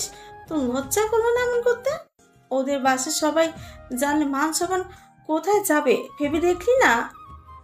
প্লিজ আব্বু, এবার ছেড়ে দাও ওকে। ওকে আমি মেরেই ফেলবো। এর জন্য ওকে কলেজে মেরেছি, তাও ওর লজ্জা হয় না। এমন সন্তান থেকে না থাকাই ভালো। ইচ্ছে করছে ওকে মেরেই ফেলি। অনেক তো মারলা, আর মারলেও মরেই যাবে। প্লিজ আব্বু, ছাড়ো। আর এমন করবে না, আমি কথা দিচ্ছি। আর মারিও না। পিঠ অনেক ব্যথা করছে। সব লাথি পিঠের উপর পড়েছে। ভাইয়ার কথা শুনে আব্বু মার থামিয়ে বলল, এবারের মতো ওকে মাফ করে দিলাম। এরপর যদি এমন কিছু করে তাহলে ওকে খুন করব, আর না হলে ওকে ত্যায্য করে বাসা থেকে বের করে দিব। আল্লাহ আমার ঘরে এমন সন্তান কেন যে দিয়েছেন? এমন সন্তান জন্ম না হলেও পারত। এখন সবাই সবার কাজে যাও। ভাইয়া আমাকে ধরে উঠালো। শরীর অনেক ব্যথা করছে। ভাইয়াকে আস্তে আস্তে বললাম, অনেক ব্যথা করছে, আমি সহ্য করতে পারছি না। আমাকে কি হাসপাতালে নিয়ে যাবি? মনে হচ্ছে কোমর ভেঙে গেছে। কী সব বলছিস? সত্যি বলছি, অসহ্য ব্যথা করছে, আমি সহ্য করতে পারছি না। প্লিজ আমাকে হাসপাতালে নিয়ে চলো, না হলে হয়তো ব্যথায় আমি মরেই যাব। চুপ, আর এমন কথা বলবি না। আমি তোকে হাসপাতালে নিয়ে যাব। আম্মু দাঁড়িয়ে আছে, আমার কাছে আসছে না। সত্যি আজকে অনেক বেশি বেশি করে ফেলছি, আর তার শাস্তিও পেয়ে গেছি। এত মার খাচ্ছিস, তাও তোর একটু শিক্ষা হয় না? তোর কি একটু লজ্জা হয় না বলতো? আচ্ছা, হাঁটতে পারবি? আমি হাঁটতে পারবো না, আমি দাঁড়িয়ে থাকতে পারছি না। মাথাটা কেমন করছে, তারপর আর কিছু মনে নেই। যখন জ্ঞান ফিরল তখন দেখি হাসপাতালে ভর্তি। চারপাশে অনেকেই আছে। আমি কারো দিকে তাকাচ্ছি না, লজ্জায় উপরের দিকে তাকাচ্ছি। কোনো হাড় ফাটেনি, অনেক আঘাত পেয়েছিস। ভালো তো, আমি আমার উপযুক্ত শাস্তি পেয়ে গেছি। কিন্তু এখানে সবাই কি করছে বুঝলাম না। আর সত্যি আমি অনেক লজ্জিত। আমি অনেক লজ্জিত। এমন করা আমার ঠিক হয়নি। নার্স এসে একটা ইঞ্জেকশন দিল, তারপর সবাইকে যেতে বলে চলে গেল। রাকিবকে চোখের ইশারায় ডাকলাম, কয়টা বাজে রে? রাকিব ফোন বের করে বলল, 11টা বাজে। ভাইয়া তোরা এবার যেতে পারিস বাসায়, আবার অনুষ্ঠান আছে। আম্মুর দিকে তাকিয়ে দেখি চোখ লাল করে ফেলেছে, আর তেমনভাবে কারো দিকে তাকাইনি। আজকের অনুষ্ঠান ক্যান্সেল করে দিয়েছি, আর কোনো অনুষ্ঠান হবে না। এটা কিন্তু ঠিক করিসনি। শুধু শুধু আমার জন্য হাসি আনন্দটা বন্ধ হয়ে গেল। আচ্ছা সবাইকে যেতে বলতো, এত মানুষজন আমার ভালো লাগে না। আচ্ছা ঠিক আছে, সবাইকে যেতে বলছি। আম্মু আমার কাছে এলো, এসে বলল, এমন করিস কেন? আজকে তোর ব্যবহারের জন্য এমন অবস্থা। আমি সত্যি সরি, আমার জন্য এমন হলো। বলছিল না বাইরে পড়তে যাওয়ার জন্য? পাসপোর্ট তো আছে, ভিসা লাগাতে বলো, হয়তো 2-1 মাসে সুস্থ হয়ে যাব। আর তোমাকে আমার জন্য আব্বুর কাছে বকা খেতে হবে না। আচ্ছা কাঁদছো কেন? মরে তো আর যাইনি। চোখে অনেক ঘুম আসছে, হয়তো কিছুক্ষণের মধ্যেই ঘুমিয়ে যাবে। এমন করে বলছিস কেন? চোখে অনেক ঘুম আসছে, হয়তো কিছুক্ষণের মধ্যেই ঘুমিয়ে যাব। আমি জানি আমার জন্য আব্বুর কাছে অনেক বকা খেতে হয়েছে, আর হবে না। আমি চলে যাব। ঘুমে চোখ লেগে আসছে, আমার অনেক ঘুম পাচ্ছে। আমি ঘুমাবো।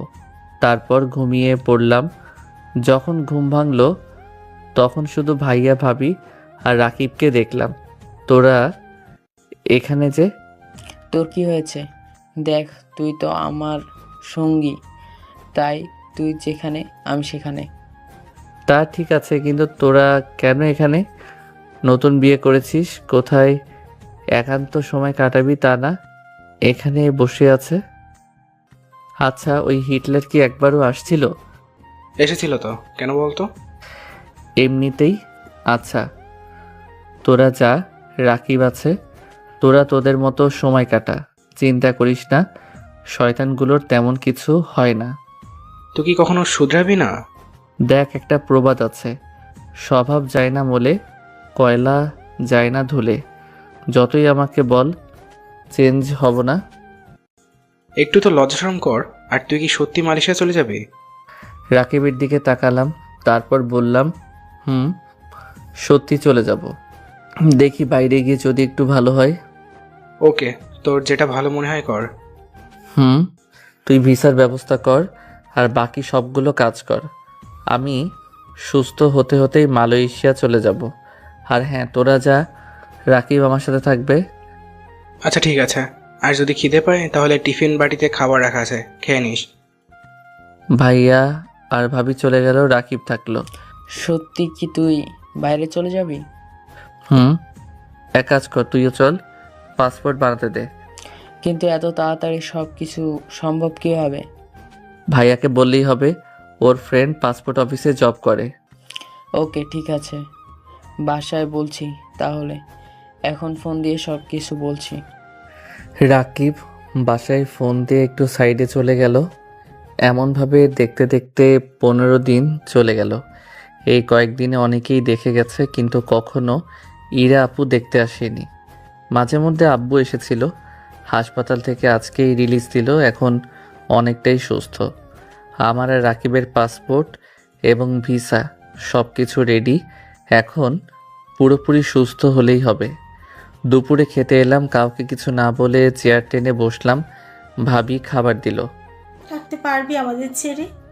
না পারবার কি আছে? কি হয়েছিল সেদিন? কেন মেয়েটার সাথে এমন করেছিলি? তুমি তো জানো আমি কেমন ফাইজলামি করে ওর হাত ধরেছিলাম। আর তখনই ওই হিটলার কোথা থেকে ছাদে হাজির। কলেজেও ফাইজলামি করেছিলাম, তারপরেও আব্বুর কাছে গিয়ে বলে দিয়েছিল সেদিনও অনেক মেরেছিল। কি? কবে? ওই জ্বর হয়েছিল না তখন, মায়ের করানো এমন জ্বর হয়েছিল। আমাকে একটাবার বলার প্রয়োজন মনে করিসনি? কি বলবো বলো, সে যাই হোক, ওগুলো বাদ দাও। আর 15 দিন পর চলে যাব। এখনো তো সুস্থ হোসনি, তার আগেই? ততদিনে অনেক সুস্থ হয়ে যাব। তারপর আর কিছু কথা বলতে বলতে খাওয়া শেষ করলাম। এমনভাবে দেখতে দেখতে আরও 10 দিন চলে গেল। কলেজে যাইনি, হয়তো যেতে পারতাম কিন্তু যাইনি। রাকিব গেছে আর কলেজ শেষ করে আমার সাথে আড্ডাও দিয়েছে। ভাগ্য করে একটা বন্ধু পেয়েছি কলেজে। দাঁড়াও, তোমার জন্যই অপেক্ষা করছিলাম। জি বলুন। আকাশ এখন কেমন আছে? ভালো আছে। ওর নাম্বারটা দেওয়া যাবে? আচ্ছা আপু, আপনার লজ্জা করে না ওর নম্বর চাইতে? সেদিনের পর যদি আপনি নিজে থেকে কথা বলতে না যেতেন তাহলে হয়তো এমন কিছু হতো না। আর ও যে হাসপাতালে ছিল, একবারও দেখা করতে এসলেন। যদি সামান্য পরিমাণ আপনার ভেতরে লজ্জা থাকে তাহলে তাকে আপনি আর আকাশের সম্পর্কে কিছু বলতে আসবেন না। রাকিব ওখানে থেকে চলে আসে, ইরা ওখানে দাঁড়িয়ে কান্না করে দেয়। কান্না করছিস কেন? সব দোষ আমার জন্য এমন কিছু হয়েছে। বললাম না, বললাম যদি সত্যি ভালোবেসে থাকিস তাহলে রাজি হয়ে যা। তুই বললি ওকে নাকি তোর ভালো লাগে, কিন্তু এটা সেটা বললি। কিন্তু রিলেশন যদি করতি তাহলে হয়তো এমন হতো না। যখন কলেজে আসবে তখন সব কিছু ঠিক করে নিস। আর এখন কান্না থামিয়ে এখান থেকে চল। দেখতে দেখতে আরও 4 দিন চলে গেল। আব্বুর সাথে তেমন কথা বলি না। আব্বু আসছিল কথা বলতে, আমি শুধু হ্যাঁ না বলেই উত্তর দিয়েছি। এর থেকে বেশি কিছু না। আলহামদুলিল্লাহ, আমি এখন পুরোপুরি সুস্থ। আগামীকাল সকালে চলে যাব। আগামীকাল রাতের টিকিট কেটেছি। আমার সব কিছু রেডি। ছাদে বসে চারদিক দেখছি। শেষ দেখা দেখে নেই, প্ল্যান আছে। আর ফিরবো না।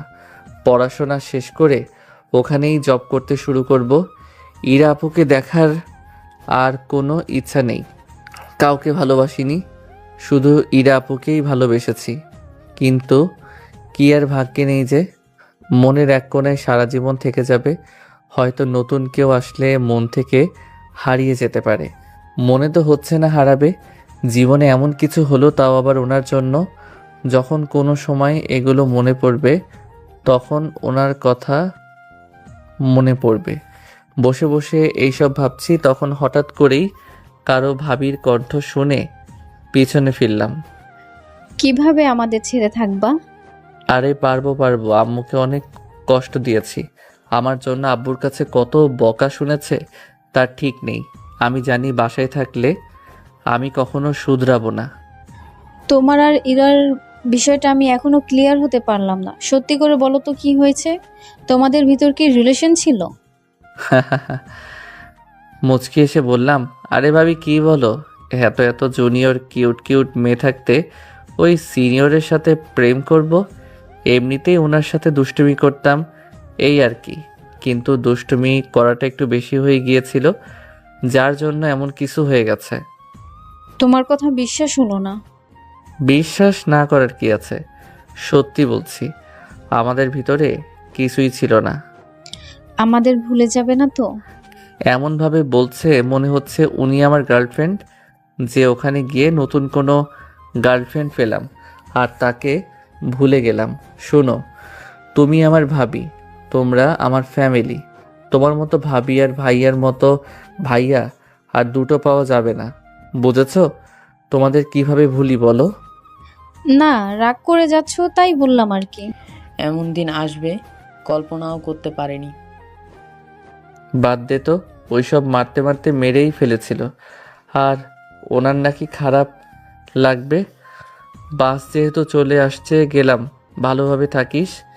তারপর ভাইয়ার কাছ থেকে বিদায় নিয়ে বাসে উঠে পড়লাম। তারপর চলে আসি ঢাকা। রাতে ইমিগ্রেশন চলছে, শেষ হতেই ভিতরে চলে এলাম। একটু পরে ফ্লাইট, তাই চলে এলাম ফ্লাইটে। তারপর বেশি কিছুক্ষণ পরে ফ্লাইটে বসে আছি। আচ্ছা, এখন শান্তিমতো ঘুম দিয়ে অনেক এদিকে ওদিকে হয়েছে। এখন লাইফটা সেটেল করতে পারলে আলহামদুলিল্লাহ। ওদিকে ছোট আম্মুর কাছে শুনলাম তুই নাকি দিন দিন শুকিয়ে যাচ্ছিস, ঠিকমতো খাওয়া দাওয়া করিস না, রাতে ঠিকমতো ঘুমাস না, চোখ লাল হয়ে থাকে, কান্নাও করিস, আন্টি অথবা আঙ্কেলকেও কিছু বলিস না। কি হয়েছে কি তোর, বল আমাকে। কিছু হয়নি। আচ্ছা বলো, কখন এসেছো? ভাইয়া কেমন আছে? আর তোমার শ্বশুরবাড়ির লোকজন কেমন আছে? আলহামদুলিল্লাহ সবাই ভালো। আর আজকে আকাশ মালয়েশিয়া চলে গেল কি কি জন্য? পড়াশোনা করার জন্য। আমার শ্বশুরের উপর রাগ করে আরও গেল। আর যাবার সময় আব্বুকে অনেক কথা শুনিয়ে গেল। আব্বু সেগুলো শুনে কেঁদে দিয়েছে, কিন্তু আকাশ একবার ফিরেও তাকায়নি, গাড়িতে গিয়ে বসে গেল। আম্মু তো বলে আব্বুর মতোই নাকি ওর রাগ। একবার রেগে গেলে হয়েছে, মারবে না কিন্তু কথার আঘাত দিয়েই ওকে শেষ করে দিবে। সব আমার কারণে আরো হয়েছে? আমি যদি কথাটা বলেই কেঁদে দিল। ইরাপুর কান্না দেখে অনেক অবাক এবং মনের ভিতরে যেই সন্দেহ ছিল ওটা আবার নাড়া দিয়ে উঠল। তারপর ধমক দিয়ে বলল, এভাবে না কেঁদে কি হয়েছে সেটা বল। ভাবির এমন ধমক শুনে ইরা আপু কেঁপে উঠে চুপ হয়ে গেল। তুই কি বলবি? আসলে আপু, তারপর ইরা আপু ভাবিকে প্রথম থেকে সব কিছু বলল। তারপর আবার হেঁচকি তুলে কাঁদতে শুরু করলো। এখানে আমার কি করার আছে? আমি শুধু ভবিষ্যৎ ভেবে এমন করেছি, কিন্তু বিষয়টা যে এত খারাপের দিকে চলে যাবে ভাবতে পারিনি। এতদিন থেকে বলিসনি কেন? আমি আকাশকে এতবার করে জিজ্ঞেস করলাম, কিন্তু একবারও বললো না। এখন কান্না করা লাগবে না, এখন চুপ কর। আর তুই কি চাস? আমি কিছু বুঝতে পারছি না। আমি কি করব না করব আমার কিছুই মাথায় আসছে না। বুঝতে পারছি তুইও ওকে ভালোবাসিস। আচ্ছা, অপেক্ষা করতে পারবি ওর জন্য? পড়ালেখা শেষ না করা আসা পর্যন্ত তো আসবে না। আমি অপেক্ষা করব। পারলে দেখ, না হলে বল অন্য কোথাও বিয়ের জন্য ছোট আব্বু আম্মুকে বলছি। প্রয়োজন নেই এত বছর অপেক্ষা করার। তার উপর কবে আসবে না আসবে তার ঠিক নেই। তার উপর ও কি তোকে এত সহজে মেনে নিবে? ও এতদিন আমার পেছনে পড়েছিল, এখন আমি ওর পেছনে লাগবো। ওর ফেসবুক আইডি আর হোয়াটসঅ্যাপ বা ইমোটা দাও। এখন তোকে এত কিছু কিভাবে দিব? ওখানে গিয়ে নাম্বার নিবে, তারপর তো আমাদের ফোন দিলে নাম্বার পাওয়া যাবে। তবে ফেসবুক আইডি তো ওর নেই। তোর ভাইয়ের কাছ থেকে নিয়ে তোকে মেসেঞ্জারে পাঠিয়ে দিব। আর একদম কান্নাকাটি করবি না, খাওয়া দাওয়া ঠিক মতন করবি, নিজের শরীরের যত্ন নিবি। আর আমি ছোট আব্বু আম্মুকে বলছি তোকে বিয়ের জন্য চাপও দিবে না। ধন্যবাদ আপু, তোমাকে তোমাকে অনেক অনেক ধন্যবাদ। হয়েছে হয়েছে, তুই যদি আগে এইগুলো বলতি তাহলে তোকে এত কষ্ট পাওয়া লাগতো না। পরের দিন যথারীতি এয়ারপোর্ট থেকে বের হতেই একজন এসে রিসিভ করলো। ভাইয়ার ফ্রেন্ড, নাম মেঘা। হাই আপু, কেমন আছেন? হ্যালো, ভালো আছি। তোমরা কেমন আছো? আলহামদুলিল্লাহ ভালো। আচ্ছা, যেতে যেতে কথা বলি। তারপর মেঘা আপু গাড়ি কাছে নিয়ে এসে উঠতে বললে উঠে গেলাম। তারপর ওনার ড্রাইভার গাড়ি চালাতে লাগলো। আচ্ছা আপু, আপনি এখানে আছেন কত বছর ধরে? 10 বছর ধরে এখানে ফ্যামিলি নিয়ে থাকি। ওকে, এখানেই পড়াশোনা শেষ করেছেন? এখানে পড়াশোনা শেষ করে জব করি। আব্বু আম্মু দেশে থাকে, আর বড় বাচ্চা নিয়ে এখানে থাকা হয়। ওকে। তারপর মেঘা আপু ওনার বাসায় নিয়ে আসলো। ওনার বাসায় ফ্রেশ হয়ে রেস্ট নিলাম। তারপর বিকেলে মেঘা আপু যেই বাসা আমাদের জন্য ঠিক করে রেখেছে ওখানে নিয়ে আসলো। বাসায় দেখি সব কিছু আছে, মানে প্রয়োজনীয় সব কিছু আছে। আগামীকাল কি গিয়ে অ্যাডমিশন করাবেন? আর এই নাও তোমাদের দুজনের সিম কার্ড। প্রয়োজন হলে আমাকে বলবে, ওকে? ওকে আপু। তারপর মেঘা আপু চলে গেল। আমি আর রাকিব ফ্ল্যাটটা ঘুরে ঘুরে দেখলাম। ভালোই তো, তাই না? চলে তো আসলাম, এখন দেখি কি করা যায়। একটা পার্ট টাইম জব খুঁজতে হবে, তবে কিছুদিন পর, এখন না। ঠিক বলছিস। তারপর সন্ধ্যা হয়ে রাত হলো। তারপর দুজনে পাশের একটা বাঙালি রেস্তোরাঁ থেকে খাবার খেলাম। তারপর ফোনে সিম কার্ড লাগিয়ে ডাটা অন করলাম। ভাইয়া হোয়াটসঅ্যাপ অনেকবারে ফোন দিয়েছে এবং মেসেঞ্জারে অনেকবার ফোন দিয়েছে। ভাইয়াকে ফোন দিলাম। ফোন দিতে রিসিভ করে বকা শুরু করলো। এখন তো ডাটা অন করার সময় হলো। ইচ্ছা করে অফ রেখেছি।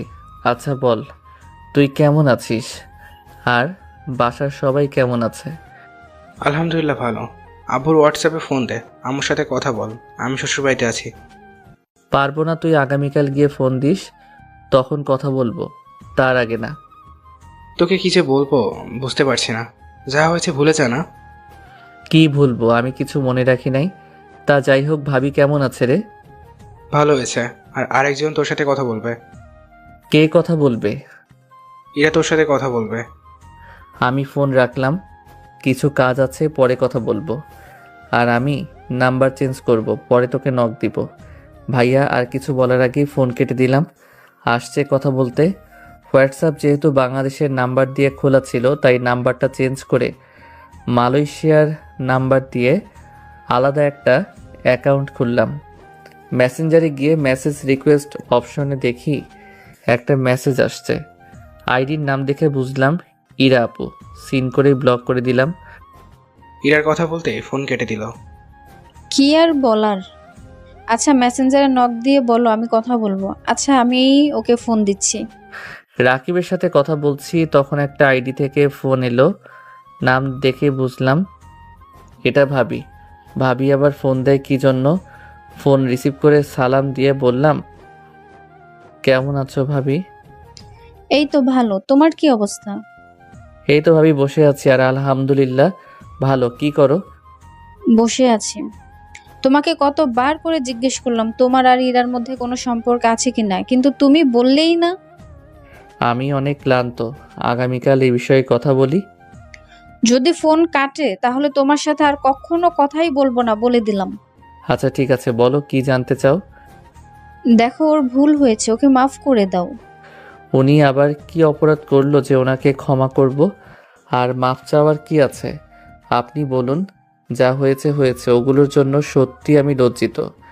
আমারই ভুল ছিল ভাবি। আমি ওকে গিয়ে ফোন দিচ্ছি, তুমি ওর সাথে কথা বলে দুজনেই মাফ চাওয়াচাই করে নাও।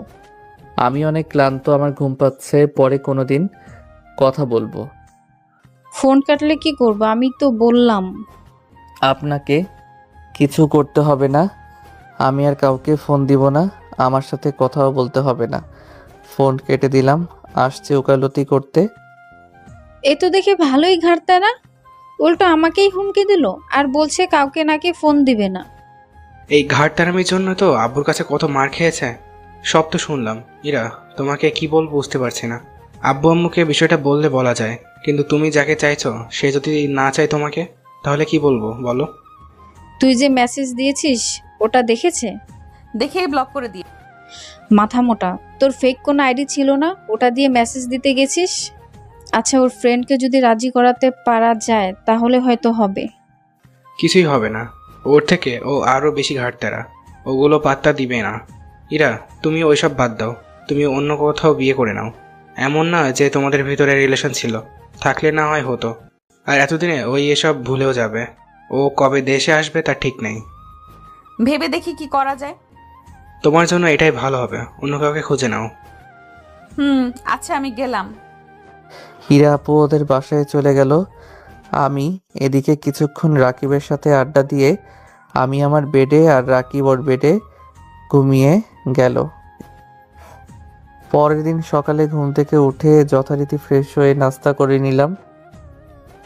বেশ কিছুক্ষণ পরে মেঘাপু আসতে ওনার সাথে কলেজে এসে অ্যাডমিশন নিলাম।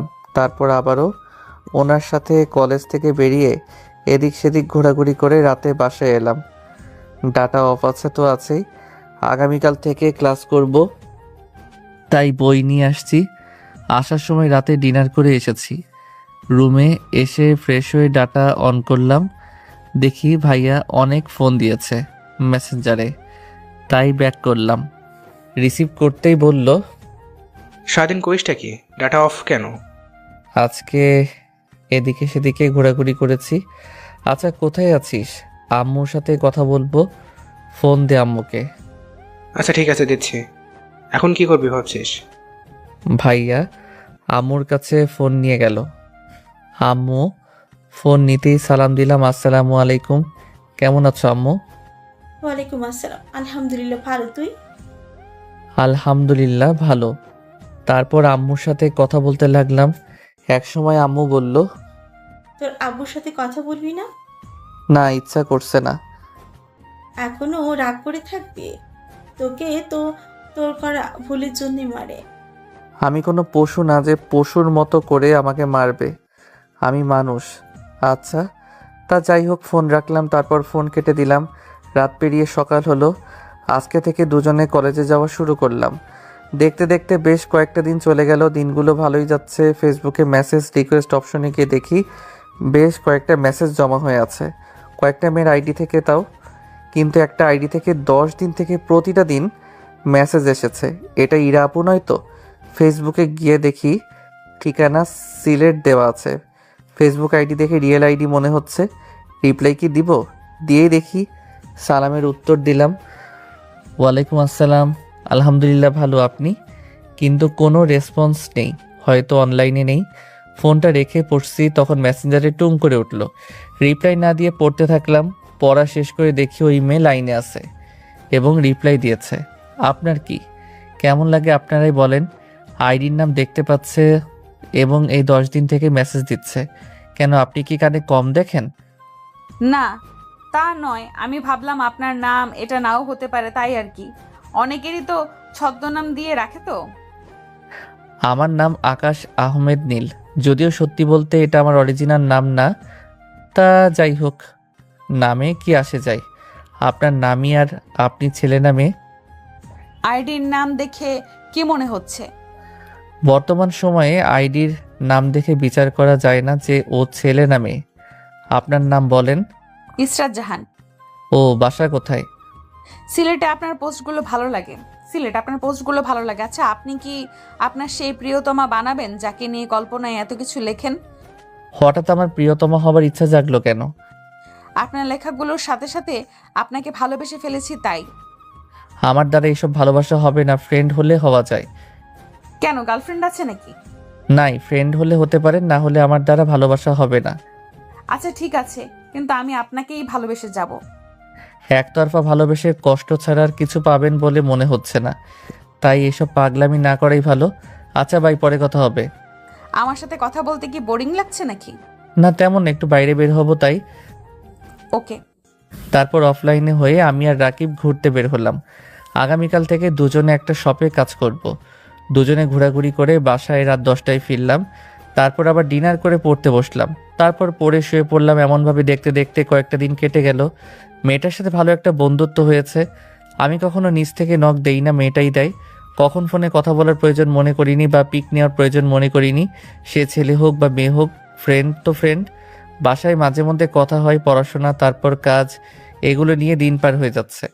দেখতে দেখতে 3 বছর চলে গেল। আমাদের দুজনের ডিপ্লোমা কোর্স শেষ। কিরে, বাসায় যাবি নাকি, না এখানেই জব করবি? দেশে গিয়ে কলেজের প্রফেসর হিসেবে একটা জব খুঁজব। অনেক তো ফ্যামিলিকে ছেড়ে থাকলাম, 3 বছর পার হয়ে গেল। তুই যদি এখানে জব করিস তাহলে করতে পারিস। আচ্ছা বাসায় চলো, আগামীকাল রাতের টিকিট কাটো। আচ্ছা চলো, মেঘা আপুর সাথে দেখা করে আসি। তারপর দুজনে রেডি হয়ে মেঘা আপুর বাসায় এলাম। কেমন আছেন আপু? ভালো। ঘোরাঘুরি করা তো শেষ, বাসে যাবে না তোমরা? আপু, ভাবছি আগামীকাল রাতের টিকিট কাটবো। আর ভাইয়াকে বলবেন না যে আমরা যাচ্ছি। ওকে, আচ্ছা চলো বিকেলটা ঘুরে ফিরি। আগামীকাল কয়টার ফ্লাইটে যাবে? রাতের ফ্লাইটে। তারপর মেঘা আপু, ওনার বর এবং ছেলে, তারপরে রাকিব, ঘোরাঘুরি করলাম। ঘোরাঘুরি করে রাতে বাসায় চলে আসলাম। পরের দিন সকালে সব পোশাক আশাক ব্যাগে ভরতে লাগলাম। এগুলো করতে করতে দুপুর হয়ে গেল, তাই খাবার রান্না করতে গেলাম। রাকিব সাহায্য করলো। তারপর রান্না শেষ করে খাওয়া দাওয়া করে দিলাম ঘুম। বিকেলে ঘুম থেকে উঠে ফ্রেশ হয়ে মার্কেটে গেলাম। একটা ভাতিজা হয়েছে, 2 বছর হয়ে গেল ওর বয়স। তাই ভাবছি ওর জন্য, আব্বু আম্মুর, ভাইয়া ভাবির জন্য কিছু কেনাকাটা করব। একটু পরে মার্কেটে চলে এলাম। এসে কেনাকাটা করে বাসায় এসে বসে অনলাইনে এলাম। আসতেই ইশরাতের মেসেজে ভর্তি। এখন দেখি অনলাইনেই আছে। এতক্ষণ অফলাইনে যে? এমনিতেই। আর আমি আজকে দেশে ফিরছি রাতের ফ্লাইটে। তাই নাকি? আমার সাথে কবে দেখা করবা? আর আমার জন্য কি নিয়ে আসবা? আগে দেশে যাই, তারপর ভেবে দেখব কবে দেখা করা যায় আর কি নিয়ে আসবো। তুমি যেটা নিয়ে আসবা তাই পছন্দ হবে। ওকে। মার্কেট গেছিলাম, তখন নিয়েছি কিছু, তবে বলবো না কি নিয়েছি। যখন হাতে পাবে তখন দেখে নিও। Okay dear. আর শোনো, আই লাভ ইউ। বাই। আগামীকাল একেবারে কথা হবে। ওকে ঠিক আছে, সাবধানে এসো। তারপর ডাটা অফ করে দিলাম। কিছুক্ষণ পরে মেঘা আপু আসতেই ওনার সাথে এয়ারপোর্টে চলে এলাম। কিছুক্ষণ পরে ফ্লাইটে উঠে পড়লাম, তারপর ঢাকা এয়ারপোর্টে চলে এলাম। এসে এখানে সব কিছু শেষ করে দুজনে একটা কার রিজার্ভ করে বাসার উদ্দেশ্যে রওনা দিলাম। বিকেলে বাসায় পৌঁছলাম। আমি অর্ধেক ভাড়া দিয়ে বললাম, আচ্ছা যা, তাহলে আগামীকাল তোর সাথে দেখা হবে। ওকে, দেখ বাসার সবার রিয়াকশন কেমন হয়। তারপর ব্যাগ দিয়ে বাসার ভিতরে এলাম। এসে ভাবির সাথে প্রথমে দেখা, কিন্তু কিছু বলল না। তারপর দেখি ডাইনিং রুমে সবাই বসে আছে, কিন্তু কেউ কিছু বলছে না। এমন তো হওয়ার কথা নয়। দেখি ইরা আপু বসে আছে, কেমন দেখেও না দেখার ভান করে আছে। আচ্ছা, আগে থেকে কি জানতো আমি আসবো? কিন্তু বলল কে? মেঘা আপু কি বলেছে? কিন্তু বললেও তো খুশি হবে, এতদিন পরে ঘরের ছেলে ঘরে এসেছে। ফোনটা বের করে মেসেঞ্জারে গিয়ে ইসরাতকে ফোন দিলাম। ফোন দেওয়ার সাথে সাথে ইরাপুর ফোন বেজে উঠল। আমার ফোন দেওয়া দেখে ফোন হাতে নিয়ে আমার দিকে তাকালো। ফোন কেটে দিলাম। বুঝলাম না সবাই এমনভাবে বসে আছে কেন? কেউ কি মরল নাকি? কিন্তু একটা বিষয় দেখে অবাক হলাম। ইরা আপু আমাদের বাসায় কেন? আর ইরা আপু আমার থেকে ফেক আইডি দিয়ে কোনো কথা বলল? আর ইরা আপু আমার সাথে ফেক আইডি দিয়ে কেন কথা বলল? ও বলছিল তো আমাকে ভালোবাসে, কিন্তু এখন কোনো ফিলিংস নেই। যেখান থেকে ফিরে এসেছি ওখানে আর ফিরতে চাই না। এইসব দাঁড়িয়ে দাঁড়িয়ে ভাবছি। আচ্ছা সব বুঝলাম, কিন্তু সবাই এমন চুপ করে আছে কেন? মনে হচ্ছে আমি বাসায় আসতে কেউ খুশি না। তাহলে কি বাসায় এসে ভুল করেছি? হবে হয়তো। আবার পিছনে ফিরে যেতেই আম্মু ডাক দিয়ে বলল, কোথায় যাচ্ছিস তুই? এমন মনে হচ্ছে আমার বাসায় আসতে কেউ খুশি না, তাই চলে যাচ্ছি। আমার জন্য সবার যদি মুখ থেকে হাসি চলে যায় তাহলে এখানে থাকার চেয়ে না থাকাই ভালো। এক পা বাড়িয়ে দেখ, তোর পা ভেঙে রেখে দিব। তুই চিনিস আমাকে? রাগ দেখানোর কি আছে বুঝলাম না। আম্মু আর ভাবি আমার কাছে এলো। আমার মন বলছে কপালে মাইর আছে, কিন্তু মারবে কেন? তোমাদের দেখে সুবিধার মনে হচ্ছে না।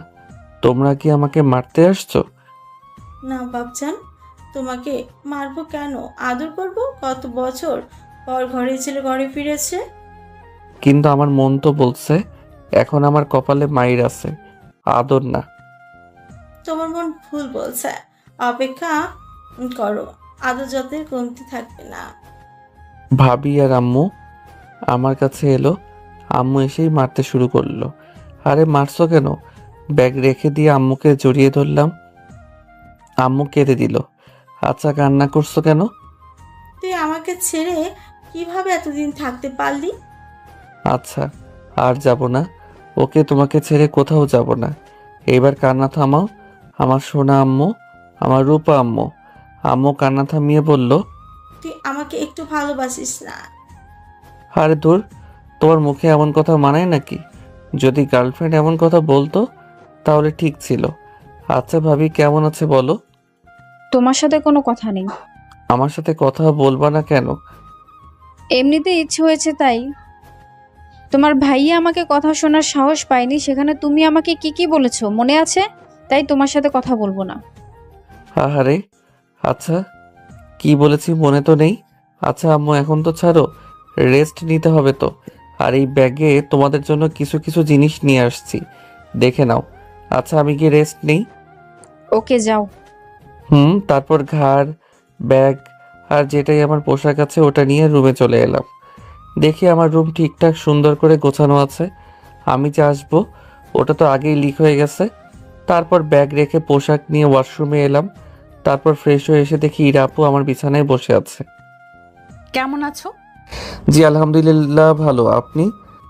আমার গিফট কোথায়? যদি জানতাম যে ওটা আপনি তাহলে কখনো কথা বলতাম না। এত রাগ কিসের? কিছুই না, কিন্তু আপনি আমার রুমে কি করছেন বুঝলাম না। আমার গিফট নিতে আসলাম। কি নিয়ে আসছো সেটা দাও। আমি আপনার জন্য কিছু নিয়ে আসিনি, যার জন্য নিয়ে আসছি তার কাছে আস্তে আস্তে পার্সেল করে দিয়েছি। কি? জি, আমার রুম থেকে এখন গেলে খুশি হব, আমি ঘুমাবো। কিন্তু তুমি কোনো ঠিকানা পাঠিয়েছো? আপনি আমাকে যেই ঠিকানা দিয়েছিলেন এটাই, আর আমি আপনাকে কিছু বলেছি সেটা কি আপনি শুনতে পাননি? যাচ্ছি যাচ্ছি, এত রাগ দেখানোর কি আছে? ইরা আপু যেতেই শুয়ে পড়লাম। শুয়ে আছি তখন ইরা আবার এসে বলল, খাবা না? আপনার মনে হয় সকাল থেকে না খেয়ে আছি? সামান্য কমন সেন্স বলে কিছু নেই? একদম মাথা মোটা বলবা না। মাথা মোটা? আপনি কি আমার রুম থেকে যাবেন? ইরা আপু চলে গেল। কেমন ঘুম ঘুম পাচ্ছে, তাই ঘুমিয়ে পড়লাম। রাতে ঘুম ভাঙলো। ঘুম থেকে উঠে ফোন হাতে নিয়ে দেখি রাত 10টা বাজে। তাই ওয়াশরুমে গিয়ে ফ্রেশ হয়ে নিচে এলাম। দেখি বাসার সবাই বসে আছে, ভাইয়ার কোলে পিচ্চিটা আছে, তাই গিয়ে কোলে নিলাম। আব্বুকে উদ্দেশ্য করে বললাম, কেমন আছেন আব্বু? আলহামদুলিল্লাহ ভালো, তুই? আলহামদুলিল্লাহ ভালো। আব্বুর চোখে পানি টলটল করছে, হয়তো কেঁদে দিবে। 3 বছর পর আব্বু বলে ডাকলাম, ঠিক নেই। আর 3 বছর পর আজকেই প্রথম কথা বললাম। আপনার শরীরের অবস্থা কেমন? ভালো, তোর? এই তো ভালোই। সরি তোকে ওভাবে মারার জন্য, আমাকে মাফ করে দে। কথাটা বলেই আব্বু কেঁদে দিল। আমার অপরাধের জন্য মেরেছেন সেটা সমস্যা নাই, আর সরি এতদিন কথা না বলার জন্যে। আচ্ছা, আমি পিচ্চিকে নিয়ে ছাদে গেলাম। আমারও কেমন চোখ দিয়ে পানি বেরিয়ে আসতে চাইছে। আমার তো কম কষ্ট হয়নি, সব হয়েছে ওর জন্য। ভাইয়ের ছেলেকে কোলে নিয়ে ছাদে চলে এলাম। ও আমার গলা জড়িয়ে ধরে আছে। এক কোনায় এসে দাঁড়িয়ে গেছি, চোখ থেকে কেন যেন পানি পড়ছে। কোনো বাদ মানতে চাইছে না। কারো আসার উপস্থিত অনুভব করলাম, তাই চোখ মুছে নিলাম। পিছনে ঘুরে দেখি আম্মু। তোর এমন ব্যবহারের জন্য কত কেঁদেছে জানিস?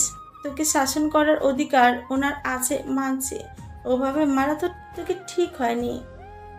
আমি কি কষ্ট পাইনি? আচ্ছা সেসব বাদ দাও, যা হবার হয়েছে, পুরোনো কথা বাদ দাও। আমিও অনেক অনুতপ্ত। খাবি না? কবে কি খেয়েছিস না খেয়েছিস ঠিক আছে, ঠিক নেই। আচ্ছা, তোকে একটা কথা বলবো, রাখবি? আমি বুঝতে পারছি তুমি কি বলতে চাইছো, কিন্তু আমি ওই মেয়েকে বিয়ে করতে পারবো না। তুই জানতে চাইবি না মেয়েটা কেন তোর সাথে এমন করেছিল না করেছিল? মেয়েটা তো তোকে তোর আগে থেকে ভালোবাসে। ইচ্ছা নেই জানার। ওকে বাদ দিয়ে যাকে বলবা তাকেই বিয়ে করব। তুই আমাকে ছুঁয়ে বলতো যে তুই ওই মেয়েকে ভালোবাসিস না, তাহলে আমি অন্য জায়গায় তোকে বিয়ে দিয়ে দিব। এইসব কেমন কথা? আর এই শিরক কবে থেকে করতে শুরু করেছো শুনি? আমার কথা শুনে আম্মু আর কিছু বলল না। আচ্ছা ঠিক আছে, তোর ইচ্ছে, আর খেতে আয়। যাও আসছি। আর এই পিচ্চিকে নিয়ে যাও, ঘুমিয়ে গেছে। আম্মু লাবিবকে নিয়ে চলে গেল। আমি চুপ করে রেলিং ধরে দাঁড়িয়ে থাকলাম। একটু পরে আবারও কারো আসার উপস্থিতি অনুভব করলাম। পিছনে না ঘুরে বললাম, আম্মু আসছি, যাও না। আমি তোমার আম্মু না। কিছু কি বলবেন? বলার তো অনেক কিছুই আছে, কিন্তু তোমার শোনার টাইম আছে কিনা? যা বলার শর্টকাটে বলেন, শুনছি। সরি। কিসের জন্য? শুনেছিলাম যে তোমার আব্বু অনেক রাগী, কিন্তু উনি যে এত রাগী সেদিন না দেখলে জানতেই পারতাম না। তোমাকে সেদিন মার খাওয়ানোর পর থেকে অনুতপ্ত ছিলাম, কিন্তু ওটা যে কবে ভালো লাগা থেকে ভালোবাসায় পরিণত হয়েছিল বুঝতেই পারিনি। তার উপর আমার চাচাতো বোনের সাথে তোমার ভাইয়ার বিয়ে ঠিক হয়ে গেছিল। এইদিকে ভেবেছিলাম যদি আমার জন্য আপুর সংসার ভাঙতে বসে বা কোনো সমস্যা তৈরি হয়, আর তোমার আব্বু যেই রাগী, সেই ভয়ে তোমাকে বলার সাহস বা তোমার প্রপোজাল একসেপ্ট করতে সাহস পায়নি। সেদিন সকালে তুমি আমার হাত শক্ত করে ধরাতে কাচের চুড়ি ভেঙে হাতে কেটে গিয়েছিল। তার উপর তোমার আব্বু এসে দেখে নিয়েছিল। তারপর কি থেকে কি হলো বুঝতেই পারিনি।